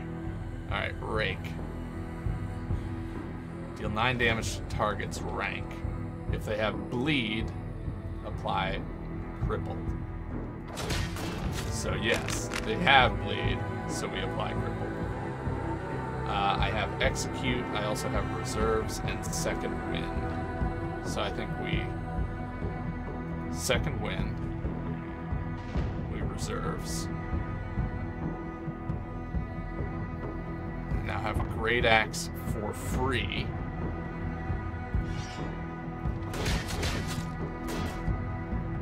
Really maximize that. Ooh, this guy's almost dead, but not quite. So what we can do there is no mercy him.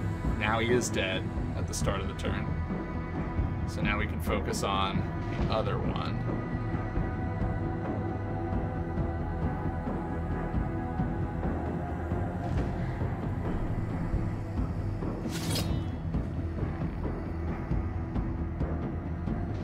I don't know that there's any point to kicking. Other than, will this swap them? No, but it will count as a card played. And I can deal 12 damage.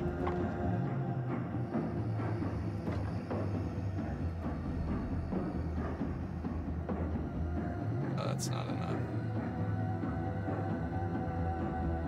Oh.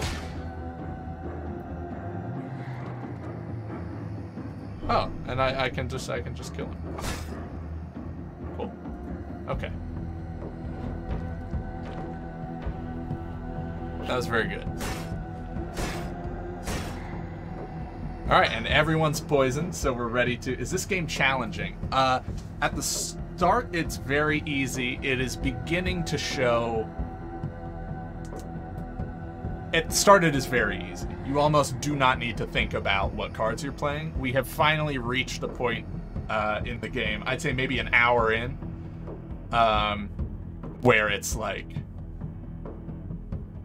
I actually feel like I need to pay attention to what I'm doing and strategize, or else I'm going to die. And I don't know if that's just because it might be that sort of a ramp up on every playthrough, or it might just be because I had the tutorial thing enabled. Unsure. Exquisite sword. If this breaks defense, deal weapon damage 6 again. Okay, there's no defense I can break easily with that. Let's focus on...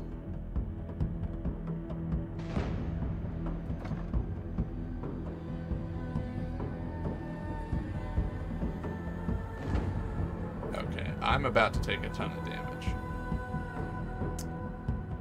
Let us focus on getting poison stacks onto this big boy here.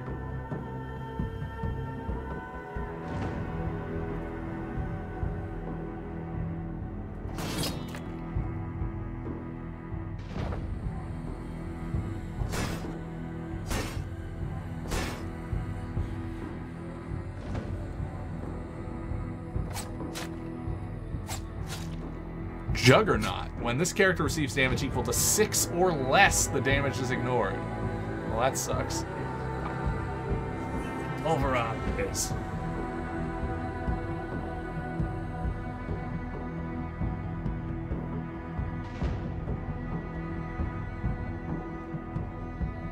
Well, it doesn't even matter if I pulverize him because he won't take the next 6 damage. So I guess I'll just pulverize back here.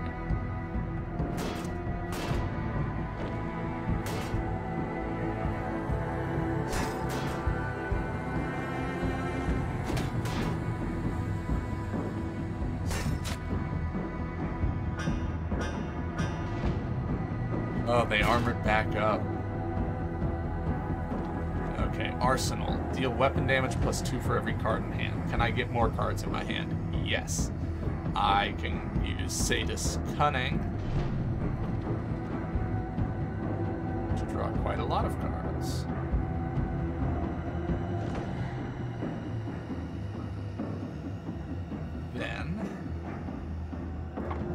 Then I Arsenal.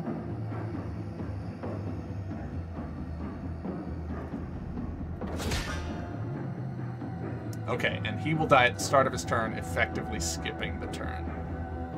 Which means we can now focus on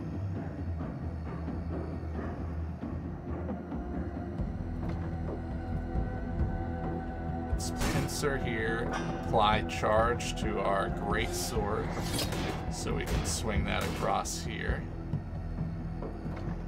We might as well put our heavy shield on. Let's go ahead and persecute bears. Oh, I shouldn't have... Well, maybe it's fine. I don't know. Let's get a bleed on the big guy. Oh, I shouldn't have done any of that because I needed to mirror the stacks. That's exceptionally dumb of me.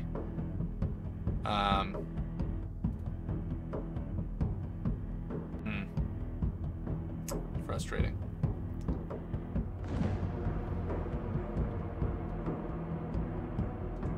Yep. Oh well, I guess let's mirror the stacks that exist, and then I'm gonna Reckless Aid over there as well.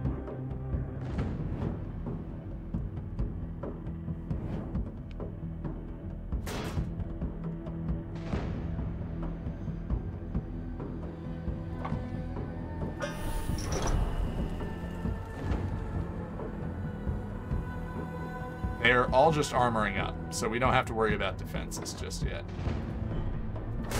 Let's break that armor, apply 10 stacks of poison. I guess we'll put a wound on him.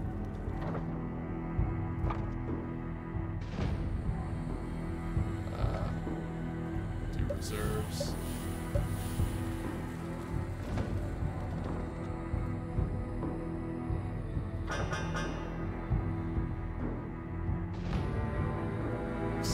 this on a sword.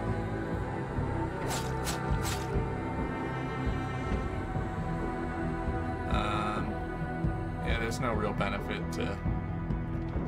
I guess if I bloodlust just to get another stack of poison on someone. Maybe we'll solid footing over here. Alright, he's gone. They armor up.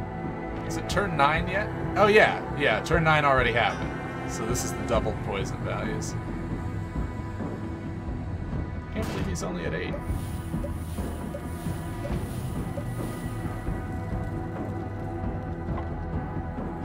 We great axe. We vanguard. We reserves. We reserves.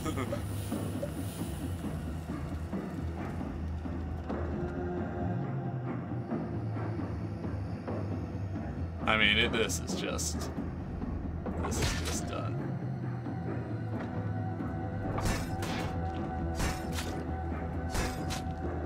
Okay, that looked pretty good. I don't think I want any of these. Rogue.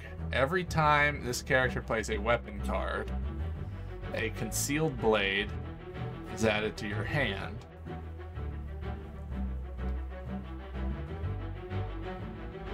Nope, don't want it. I want big armor. I want everyone in big armor. That's what I want. Alright, only oh, I can't say his name. Only Heslithwaite really got hurt there. I think maybe we level someone up. Who's farthest from a level? I have like 1,000 on Gray. I have over 1,000 on Heslithwaite. Let's level up a character.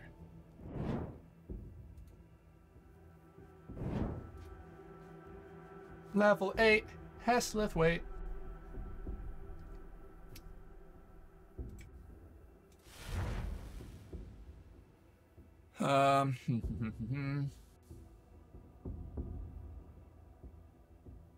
For him having Galvanize would be very good. So we're taking Galvanize. Okay. We've got 22 cards to get through before we are at potentially the end.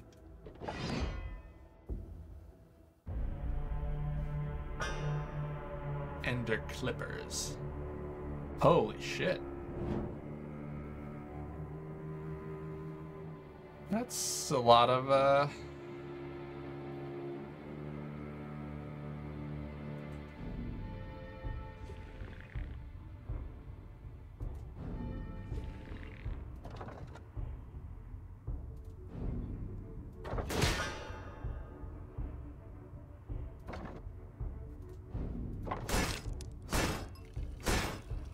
That's a lot of armor.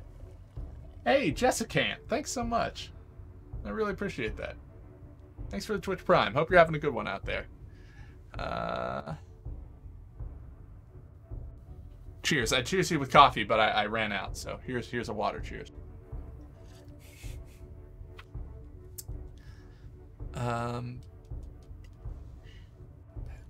There are no adjacent opponents, so that doesn't really matter. Yeah, so it doesn't really matter.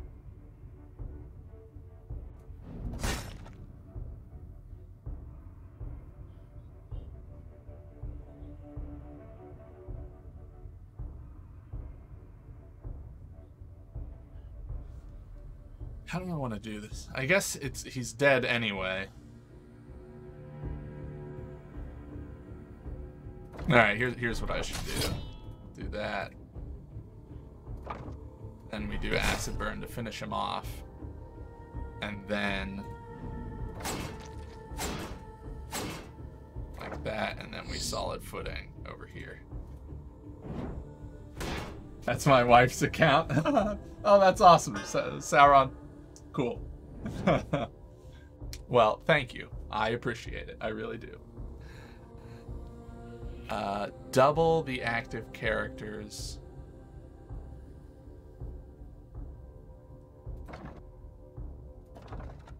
Well, yeah, I'll do that. Cool, feeling pretty good. Let's kick one of these boys up to the front. That way we skip the damage he's gonna do.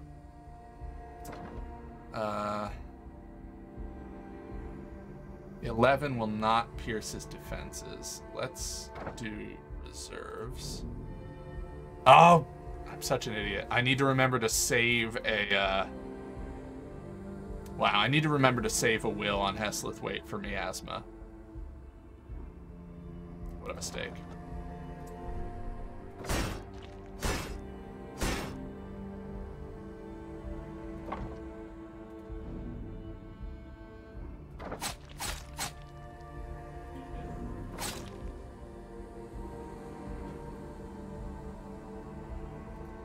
Oh well, it doesn't really matter. I think we're handily going to finish this combat.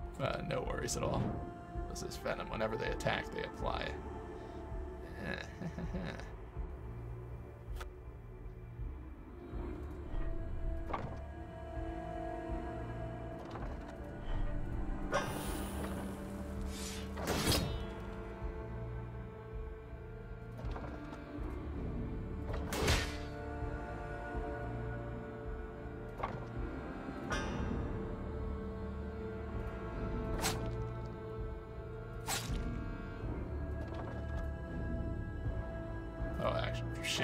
I should have done that with him. It doesn't matter.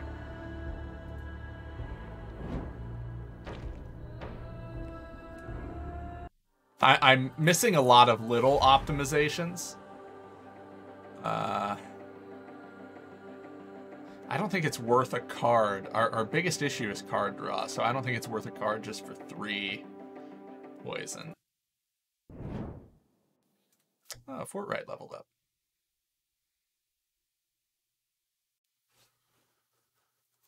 Maybe let's go Will on Fort Wright. Yeah, and let's also get miasma. Imagine if I had 2 miasmas going off.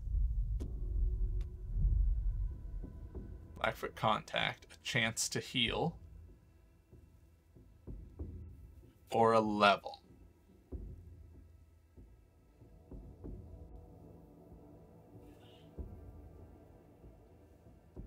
Well, the chance to heal will stay there, so let's take a level. On to Gray.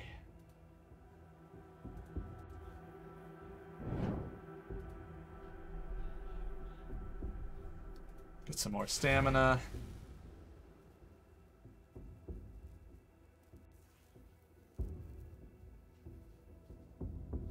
Let's get another arsenal. Card draw. Card draw all day. Gray's like our mobile battle armory, mobile armory.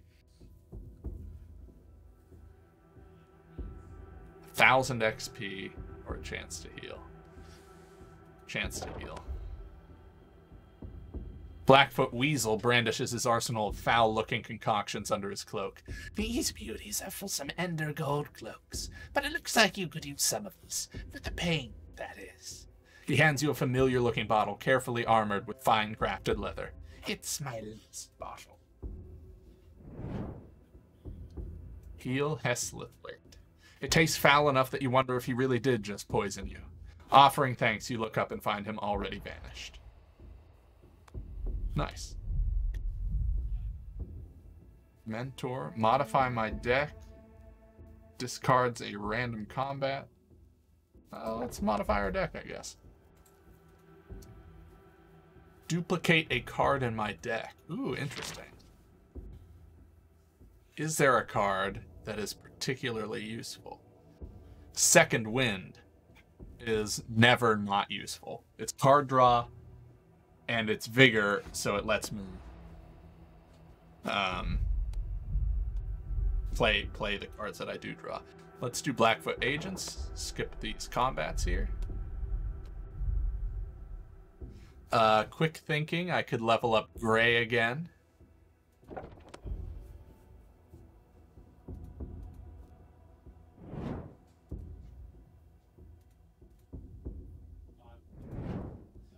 Alright, let's take... Well, let's see what our passive is. Steadfast. Cutthroat. I think we take Cutthroat. Okay, and then we'll go Stamina. So now Gray also applies Bleed. Cultist's wares, huh? Cultist's wares, huh? Rend. Oh, these, it's all just bleed. Cultists do bleed. Arterial rupture. We're not really bleedy boys. We're not really bleedy boys. We're plague bearers. Hey Kyle. Looks Hey. like an interesting new game. Any connection to Armello? None. Except that obviously everyone's animals. And we're sort of like medieval animals in like a kingdom sort of situation. But other than that, no. It's a different developer, different publisher. But yeah, it has those vibes, right? Those very like,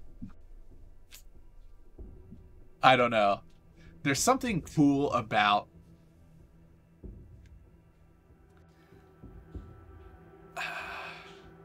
I think sometimes when the fantasy genre, let me get deeper than you intended me to. I think sometimes the fantasy genre, when it interacts with race, can feel, just because of how long it's been around and how established some of the like racial traits are in fantasy literature. You know, like dwarves are gruff and like sort of agoraphobic and bold and boisterous, and you know, and elves are elegant and wise and sometimes condescending and these sorts of things. But when you replace those long-term, like long-standing fantasy race tropes with animals as like the stand-in, so like there's, you know, instead of orcs and elves and humans and dwarves, we have bears and rabbits and weasels and bunnies. It feels like even though we are treading on the same sort of ground in terms of like, oh, bears are very big and hardy and maybe effectively they're dwarves. I don't know, but just because of the lens of animals being the way that we're viewing it, it feels much fresher and more fun to interact with these stereotypy trope sort of ways of viewing the inhabitants of the world than another orc. I know what an orc is, you know. It's pretty cool. I enjoy it. Anyway, so for the most long-winded answer to your question, no, nothing to do with Armello. But also thank you for the sub. I really appreciate it. Let me go back here. Off-duty guards. They will turn into drunken guards. So let's see if there's any cards that we want.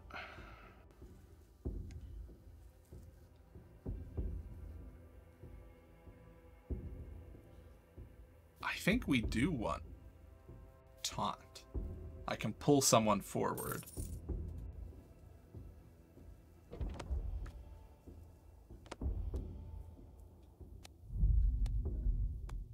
Alright, drunken guards. I'll take their money. Yes, please. A chance to heal. A chance to improve. A chance to improve.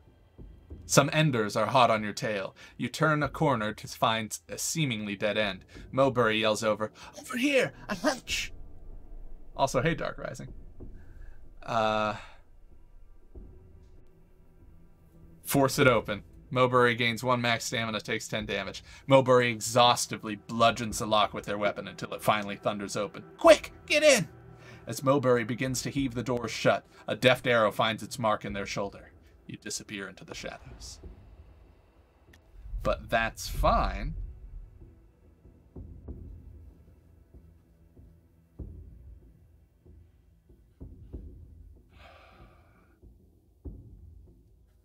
I'm sorry, Hare. I leave you to your fate. Because we can heal Mowbury.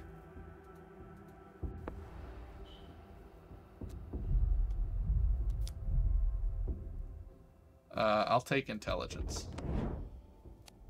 Sure, 1000 XP, sounds good.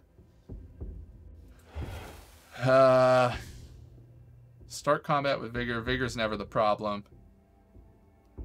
Let's become steadfast.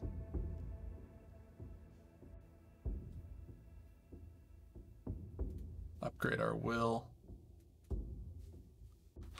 Who else leveled? Mowbury leveled. Let's give Mowbury some will.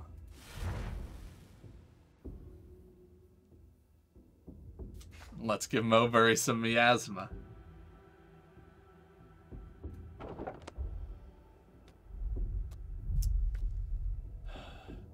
This is an interesting mechanic with these streets here. Because of the counters on some cards, it relies on you going deeper on some streets than on others. And that's like the way that you offset the combats so that you can find a clear path through. But then there's the crossroads cards. And anytime you hit a crossroad card, it resets the numbers to all the same thing. Like it goes as deep as the crossroads are, which means it syncs up all the combats again, which is the way that it forces you to, like, there is no completely clear path through. I like that. I like that. And sometimes desyncing them can also cause you more problems. Occasionally. I think it's largely beneficial in the way you're supposed to do it. It's interesting.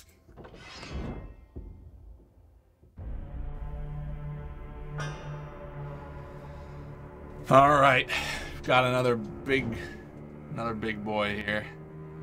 Let's do reserves. I have to remember to keep at least one will on Heslithwaite. Let's put a foul wound on this big guy. Let's mirror his armor, and then no more will from no more will from our bear until we play miasma.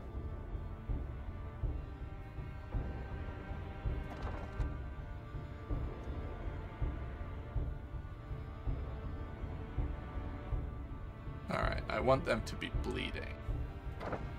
So.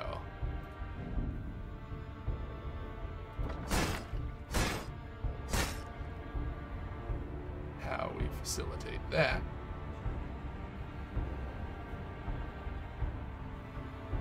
Oh, I guess I shouldn't have. Oh well. Interesting, I can taunt. Okay. I don't know if that's a bug, but taunt implies that you're only pulling them forward, and the kick card implies that you're only pushing them backward, but it seems like it's programmed to like wrap around. So I can like taunt them to the back and kick them to the front, which doesn't make sense because taunt is much cheaper than kick, and they do the same thing. Because really, it's not about moving them from the back to the front or the front to the back. It's literally just switch the position they're in. That's what both cards do.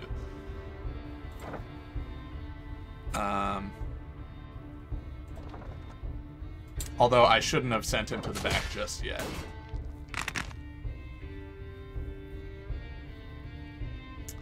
That was a mistake. Well, I didn't know that's how it functioned, so I feel less bad about it. I'm gonna pulverize here. And then I'm gonna Sadist's Cunning. I don't know, one of these. Then we're gonna Arsenal.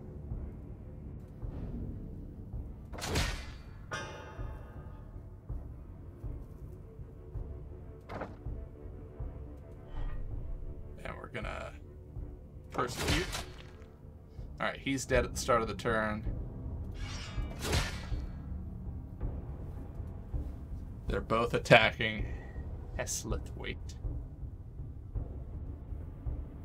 but I think that's fine.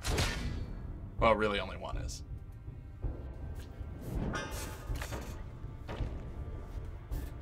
Carapace. Every time you are attacked, gain 5 retaliate. Alright, we've got some miasma. Let's turn that on. We've got Heslet waits miasma. Let's turn that on.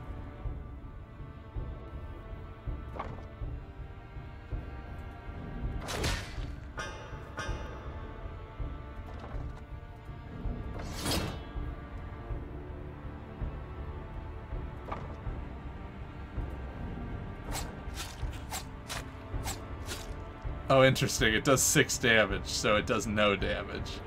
Because he's a juggernaut. I forgot. And only when the poison gets past 6 does it actually start hurting him. Wow, 2 miasmas, so every card applies 2 stacks of poison. This is gonna get crazy.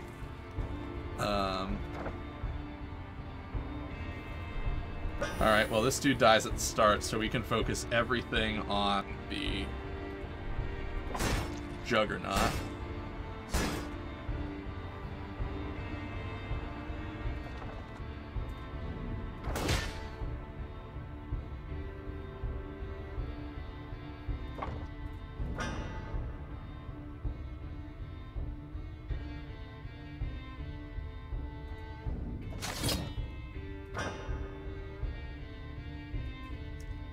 Not gonna kick him because we don't want him to act this turn.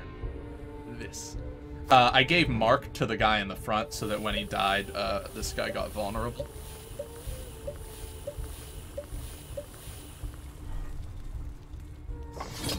Execute. Oh, this fellow gets his miasma now. Let's take our second wind.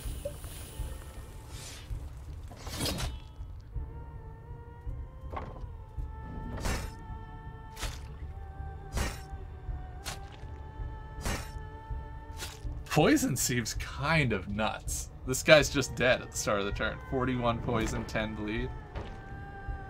And that didn't even get doubled yet. It's under Flurry. Deal weapon damage and apply 1 if dual wielding additional overwhelm.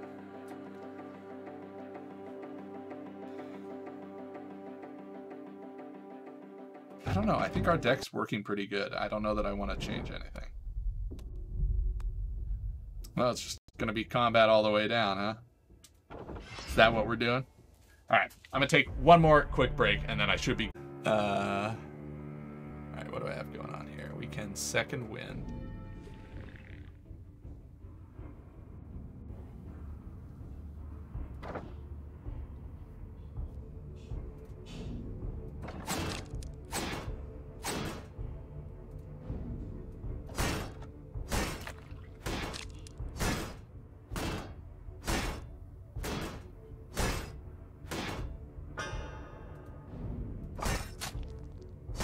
That's a pretty good amount of bleed right out of the gate, if I'm being honest.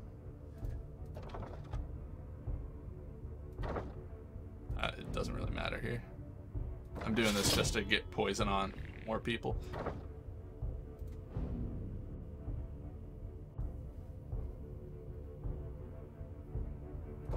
I'm gonna try to bring another armor pretty low so that next turn if we get one of the like, when you break armor, do this and that and the other thing stuff, I can actually use it.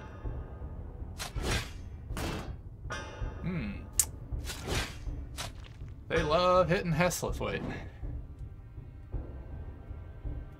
Yeah, like one of these.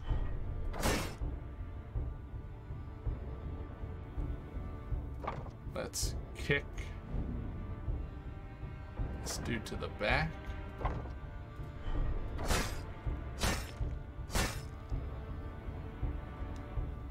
Is that? That's 3. Okay, so he's not quite dead. What's his, what's this thing? Zone of control. Whenever an opponent moves. Oh, okay, interesting. Let's do reserves. Slap on miasma. Slap on miasma. Do reserves. Okay, guy in the back is dead now.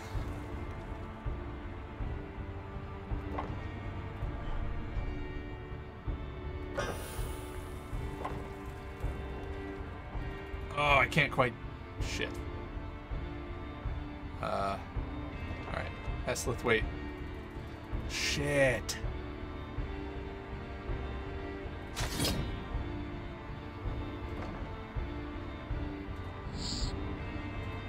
Oh. Heslith, wait. Be so careful. I'm so scared for you.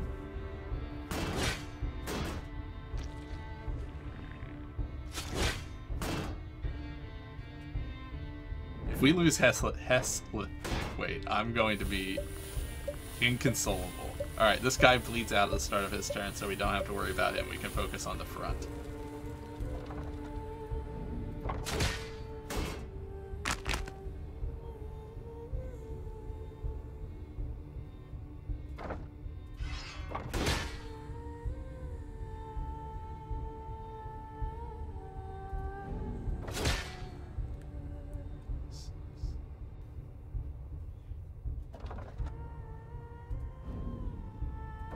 Okay.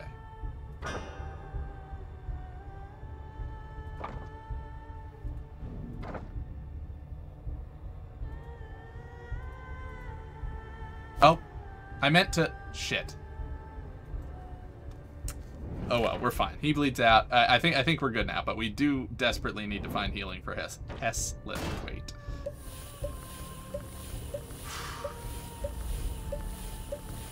Alright, he's dead next turn, so let's focus on this guy.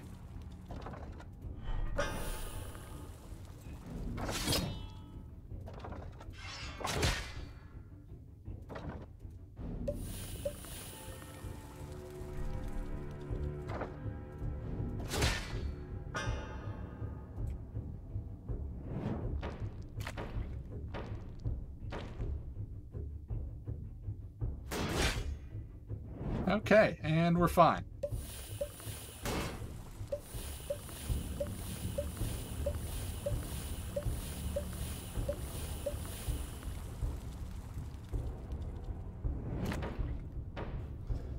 We're fine. Everything's fine.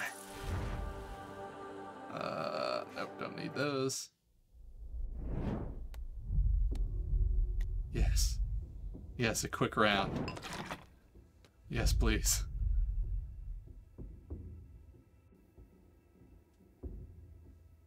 We have to go hesitation so we don't take damage. Quick round. Shortcut the street. Yeah, shortcut the street. Oh, wow.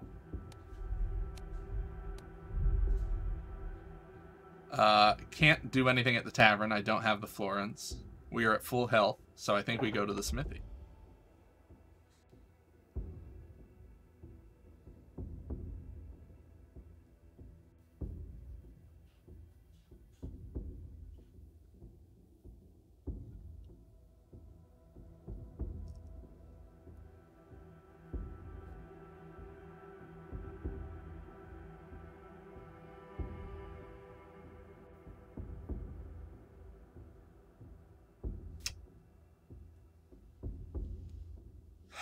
I think more reserves.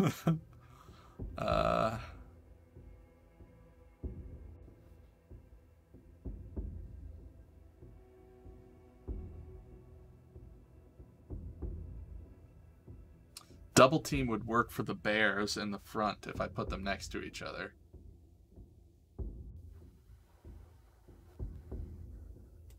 But now my deck is getting... I think we're suffering from my old nemesis, deck bloat. We'll do it like this.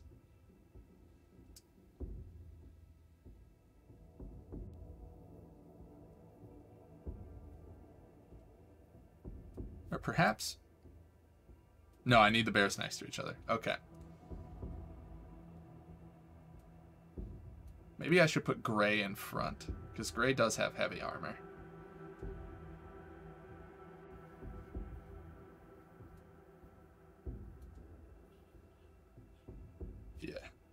That's what we'll do. All right. As far as I know, this is it.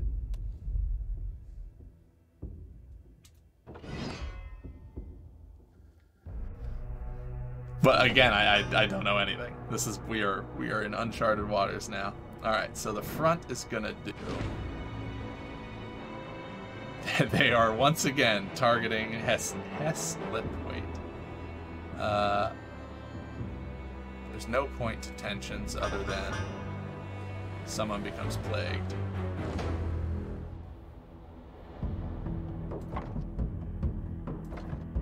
Let's do reserves. See what we get. They all have 100 armor. Jeez. Let's do reserves again. All right, we got miasma.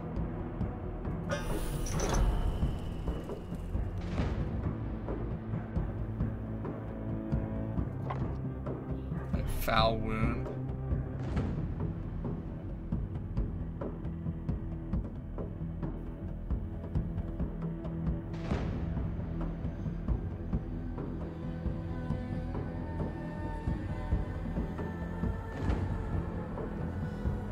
Wow. All right, let's foul wound there.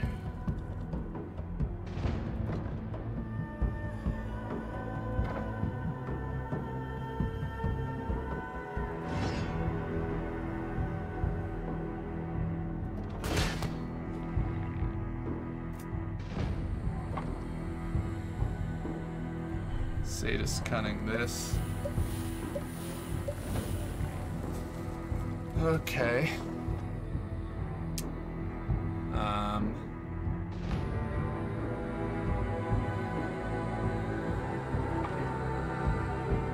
Pincer. And apply our charge back here. So when I exquisite sword. Drink. Oh, sounds good. Thank you, Stinky Man. I appreciate it. It's easy to forget in the heat of combat. Okay, then I think we will play.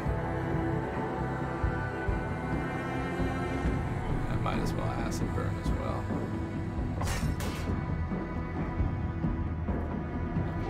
Withdraw, but leave him there.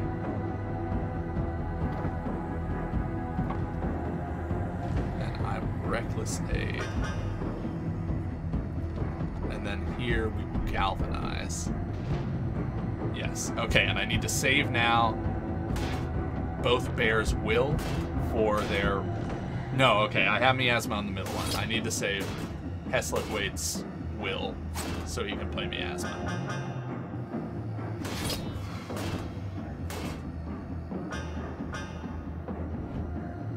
This is gonna be nuts. Alright, he's doing 20 damage in a lane. And they're both targeting, of course, the same lane. Why not?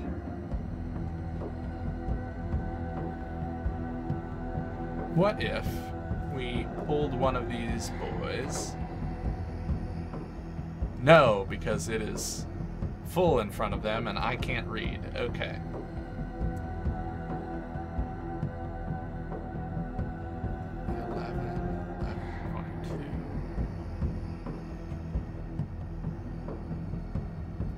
You might as well put your shield up.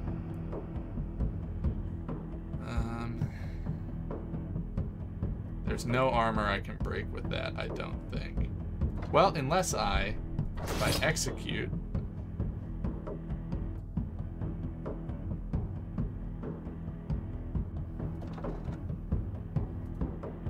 Oh, but I can't pulverize because I shielded. Okay, this is fine.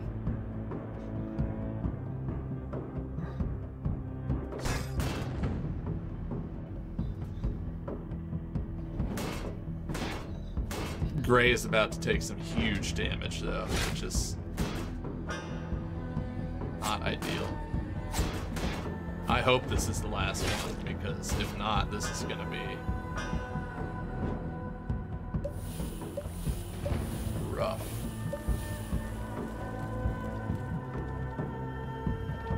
Alright. reserves. Second wind.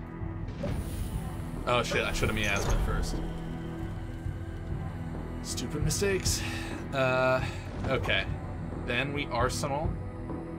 It's the front line who's going. Let's see if we can make use of this vulnerability here.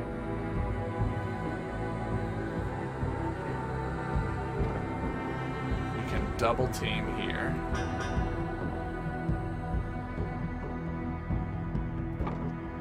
Kimbo. Oh my god, we're through the armor. Unbelievable.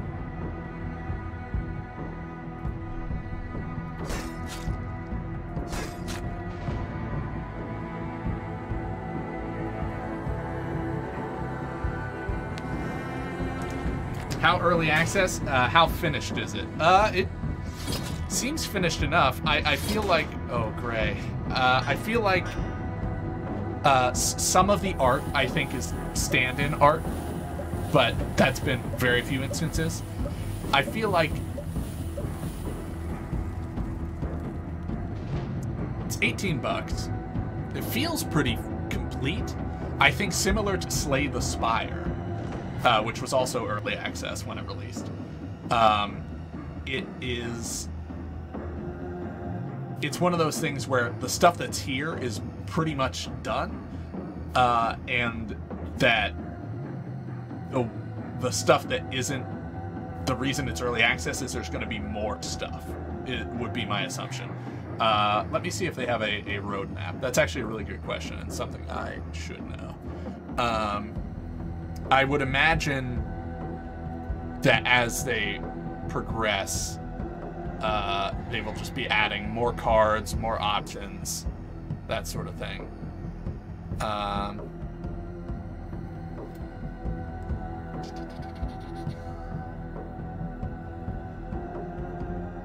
Okay, here's what they say. We think Banners of Ruin is in a really enjoyable place right now. There's plenty to expand upon and balance and polish. A lot of the artwork needs a rendering pass. The game requires a huge amount, but we think there's plenty of depth to explore. The game is designed to be replayed with about 4 to 6 hours of content, a fun core gameplay loop, and unlock system that increases the pool of cards you'll see over the course of successive runs. Content is the big priority going forward. It's being created by a core team of 2. There's many exciting things they want to do, and it might not come as quickly as you'd like. But they hope you support them and love the game. They've got plenty of ideas. Okay, so a little vague on what it is, but basically, yeah, what I said. It's been released because they think what is here now is worth playing, and that they'll just add more cards and more options and stuff in the future.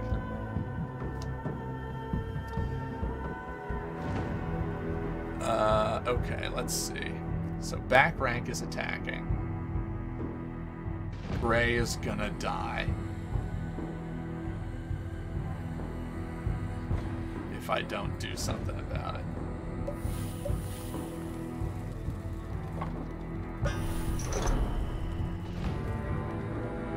Well, I can do something about it.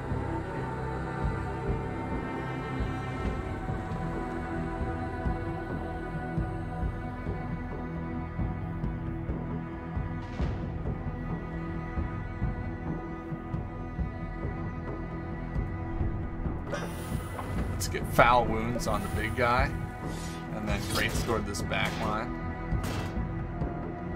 and then exquisite sword him specifically. That's a nice shirt. Ooh, thank you. Where can you get one? I honestly, okay, real talk, I honestly don't even know if the store works at this point. I can access it through the panel here, but not through Streamlabs itself. But there should be a panel down below with my Streamlabs merch store if you want to also enjoy a lovely, and honestly, it's one of those American apparel shirts, so it fits like super nice. They're really nice shirts. And then, of course, you get the lovely Kylist cup logo on there as well. And if drinking coffee rather than wearing coffee is more your thing, we also have mugs with my logo on them. And they're just delightful. Mine is currently, I think mine's currently in the wash, but fun ways you can support the stream.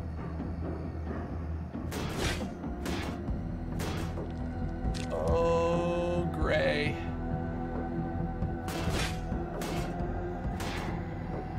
Gray! I don't think Gray's gonna make it.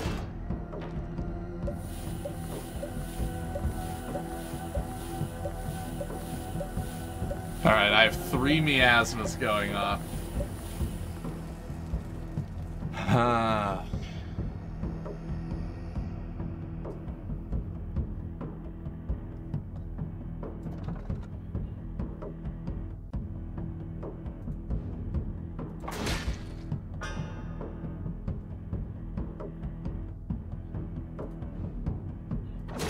What is that?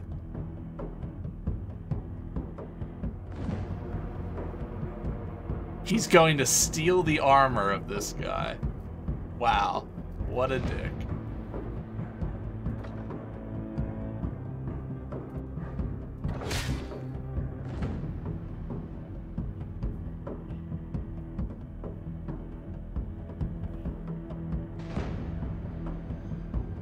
And he's going to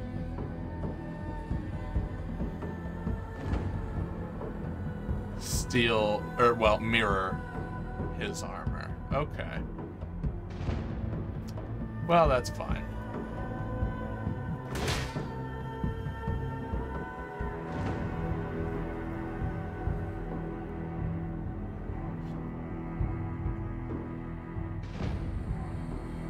Alright, so no one's going to kill Gray this turn.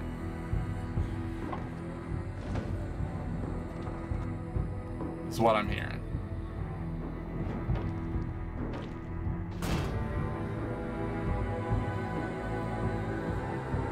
Yep. Okay, 117, 47. Gray! Is this game permadeath? Yes. Yeah, if we lose someone, they're toast. They're gone.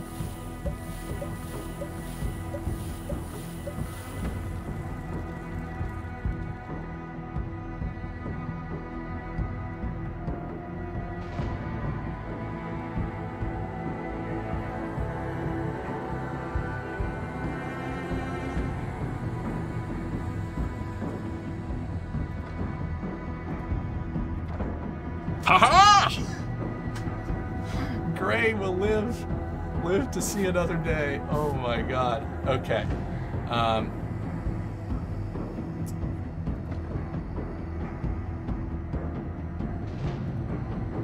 want to sharpen steel here so that when Gray rakes, and that's actually really good over here. He's crippled, and that means whenever he moves, which this guy likes to do a lot, he's going to take damage. We can also persecute doggos, which is all of them.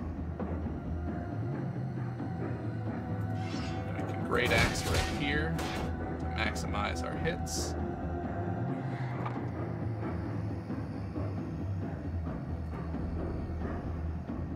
Okay, he's dead at the start of the turn. I can, if I hit here, I'm gonna pump up his poison, which is good.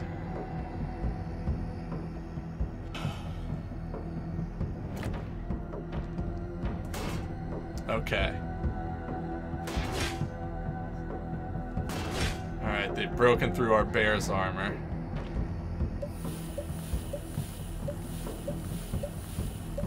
Save me, miasma. Alright, he's...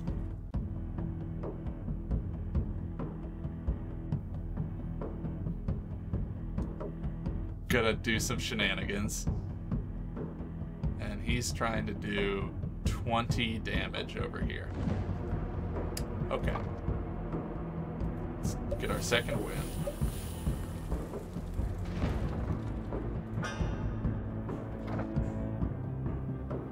Slap a foul wound on this dude.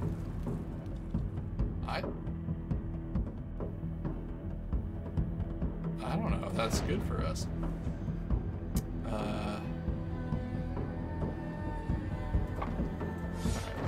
Great sword at the front here.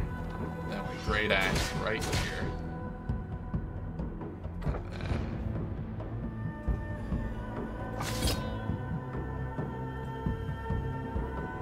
yeah, 2 armor. Oh, actually, that's bad.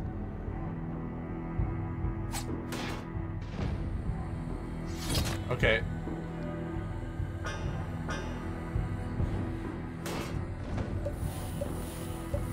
Hesleth, wait! Oh, God. Hesleth! He was with us for so long. Alright, what are they doing? They're trying to break through Gray, but they can't.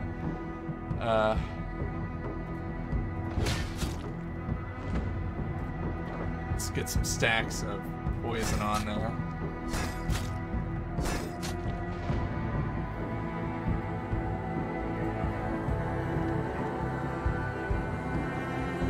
And I can't use Hesleth Waite's cards anymore. They're just dead in my deck when I draw them, which is bad.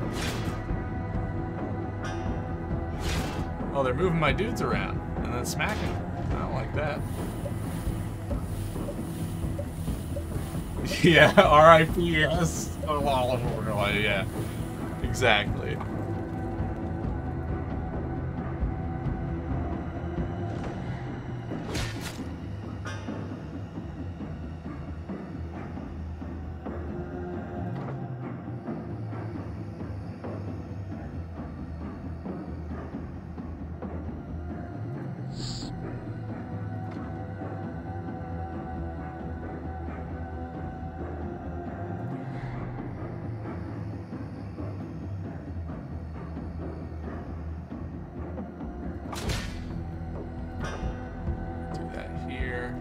Oh, I could reserves. I should reserves.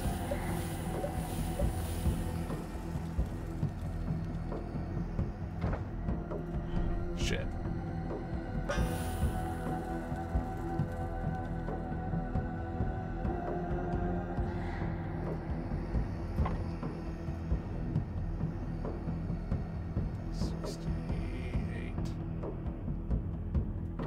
I think this is enough. Oh yeah, that's plenty. Okay, he dies at the start of the turn.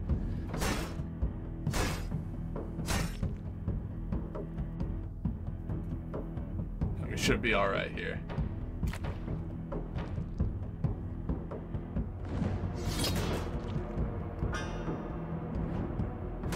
No! No! Bleeding goes through armor! No!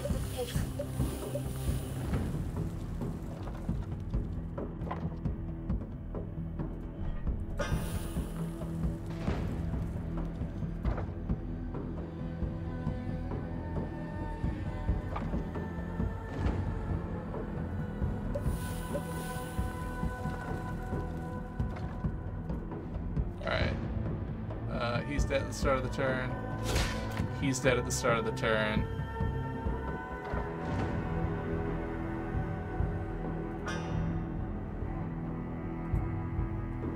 Oh, we're gonna make it, but losing Hessel for late is really sad. I know Gray is also sad, but he was newer, you know?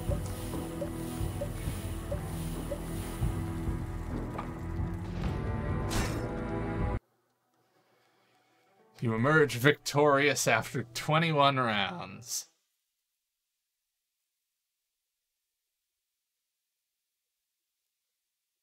You won 16 combat encounters, 3 elite combat encounters, completed 3 streets, finished with 36 cards in my deck, lost 2 party members.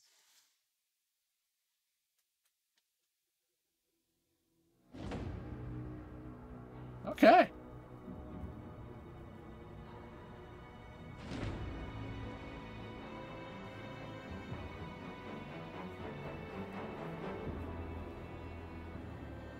Well, I suppose now's a good time to share my thoughts. Oh, hold on. Let's check out unlocks.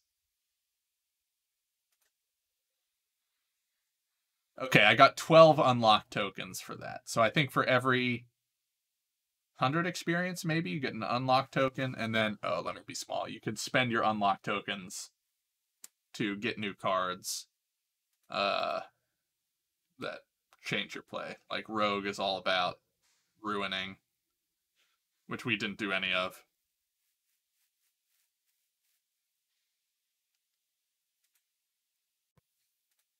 Anyway. So, what are my thoughts? It's early access, and that obviously carries with it, I think often for me, early access carries more negatives than positives, right? You're purchasing a game that is acknowledged by the developers to be unfinished. The positive is that often early access titles come at a discount compared to the full final release price of the game. That's not to say there are plenty of early access games that I have purchased and was very happy that I did. Slay the Spire is one that comes to mind.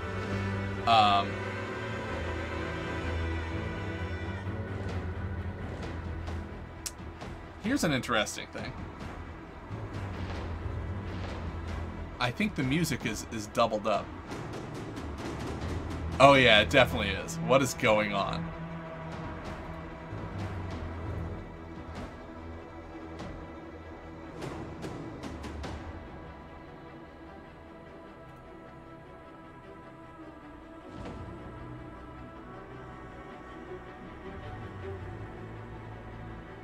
Okay.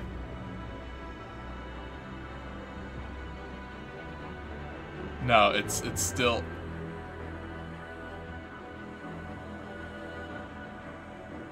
I don't know. I'm just gonna try to ignore it. Anyway. It definitely was doubled at one point. I don't know if it still is.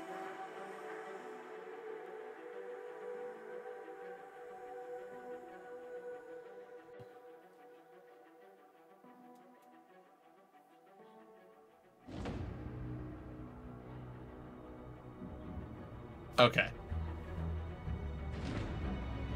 No, okay, there's something about the unlock screen and then going back to the start screen that, like, messes it up. Hang on. I want to be on that start screen so I can tell you all about it. Okay, here we go. One more time. Banners of Ruin. $18 on Steam right now, early access. The art is one thing that they mentioned in the... like roadmap, the release roadmap, as something that they want to improve, which is kind of crazy to me because I think the art that is here is great. Like the characters, the character models, the weapons, the cards, the drawings on the cards. I think all of that stuff is like really great, and so it's cool to see the standard that they have for it, right? To say, like, this is not even done. The stuff here is not even done. There are a couple of placeholder art images currently, and even those look great. At least I think they're placeholder. There's a few cards that are sketches rather than full color things, and there's not enough of them that I think it's like, oh, some cards are just sketches, you know, because they're sketchy characters or something like that. I think they're placeholders. I'm not sure on that, though. Gameplay-wise, it is a very satisfying core gameplay loop. It feels like Slay the Spire. You have choices to make as you progress through the streets, which feels a little bit like Slay the Spire's, path that you're taking up to the boss. There are 3 bosses in the form of elite encounters, and those fights feel good. I think especially also after each elite encounter, it felt like the difficulty of the encounters overall was increasing. So even the normal encounters were becoming harder. I think, especially in the very first portion of the game, it's really easy. It is like laughably easy. I could have done that paying zero attention to what cards I played them on almost random targets, and I think I would have been okay. I would prefer... Hang on, let me see if this is... interesting.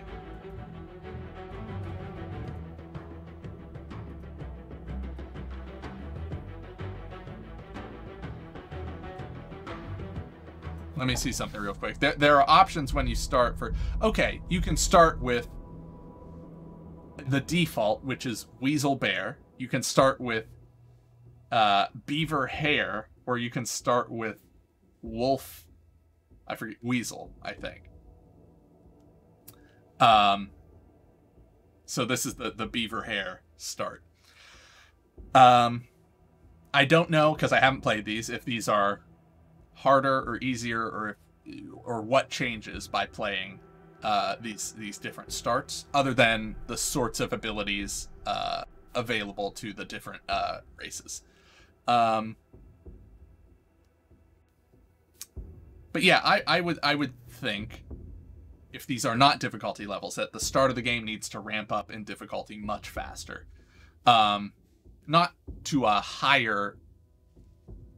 Like, the first part shouldn't be hard, but it is a long... It takes probably about maybe 30 to 40 minutes to get through, and it's just, like, really easy. So I would like to see that require some modicum of thought. There's a couple of bugs here and there, like the doubling of music on the start menu, or that one ability I had, there was the cloak that, like, was supposed to apply a thing at the start of the turn, and then it would apply it, and then immediately tick down to 0. And, you know, stuff like that is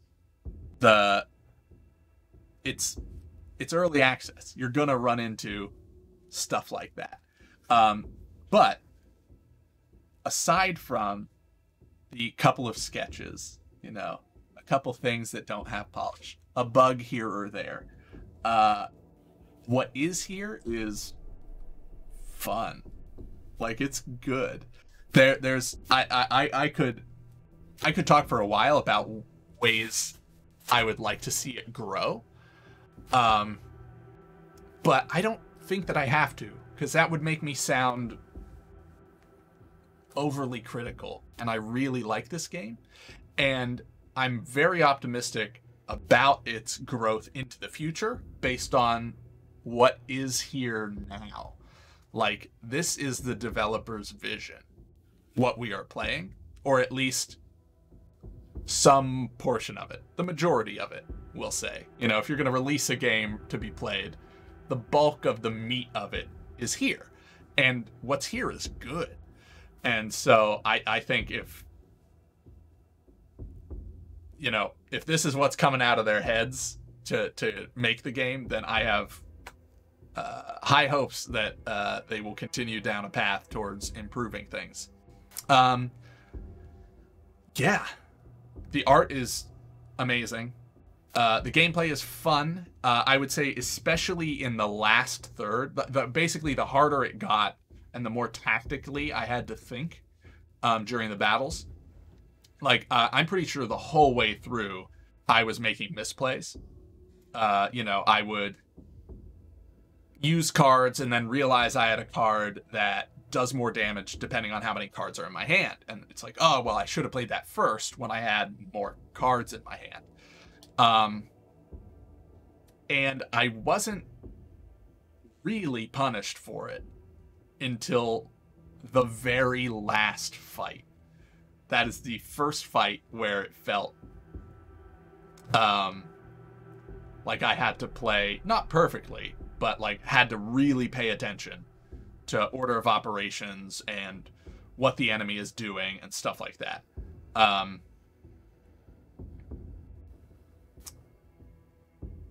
But yeah, there's something in those moments, in that like last third of the game, where it's like you have to choose where to put your people based on like who can take these hits, what health are they at. Maybe your tank is low health, so you have to put him in the back and sort of protect him. What cards have you put in your deck? What is your like overall strategy? So like sometimes I had to make riskier plays just because I was my strategy was to stack poison, and so that meant that I couldn't always put the armor on the people who were going to get hit. Yeah, I think, I mean, I know I had a lot of fun.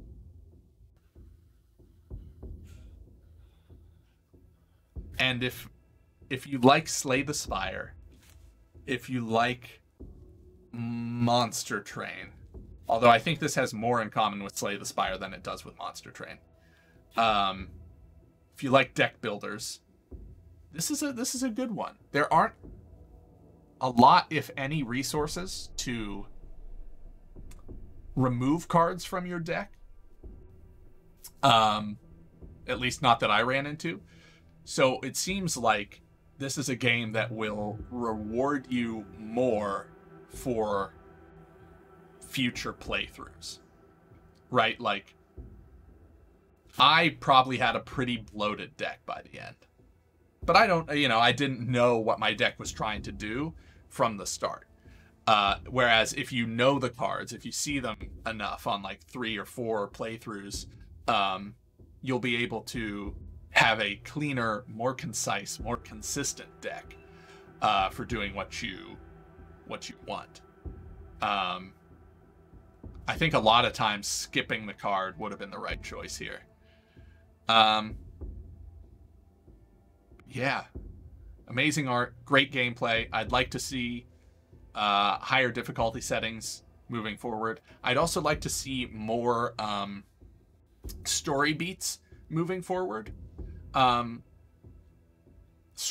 by this, what I mean is like, it's sort of an emergent story. It's like a choose your own adventure as we're going through, with certain beats that happen regardless, right? Like, oh, it's a trap. The Ember Forces got here first. There's not quite enough narrative in the game for me to really confidently say I know what's going on.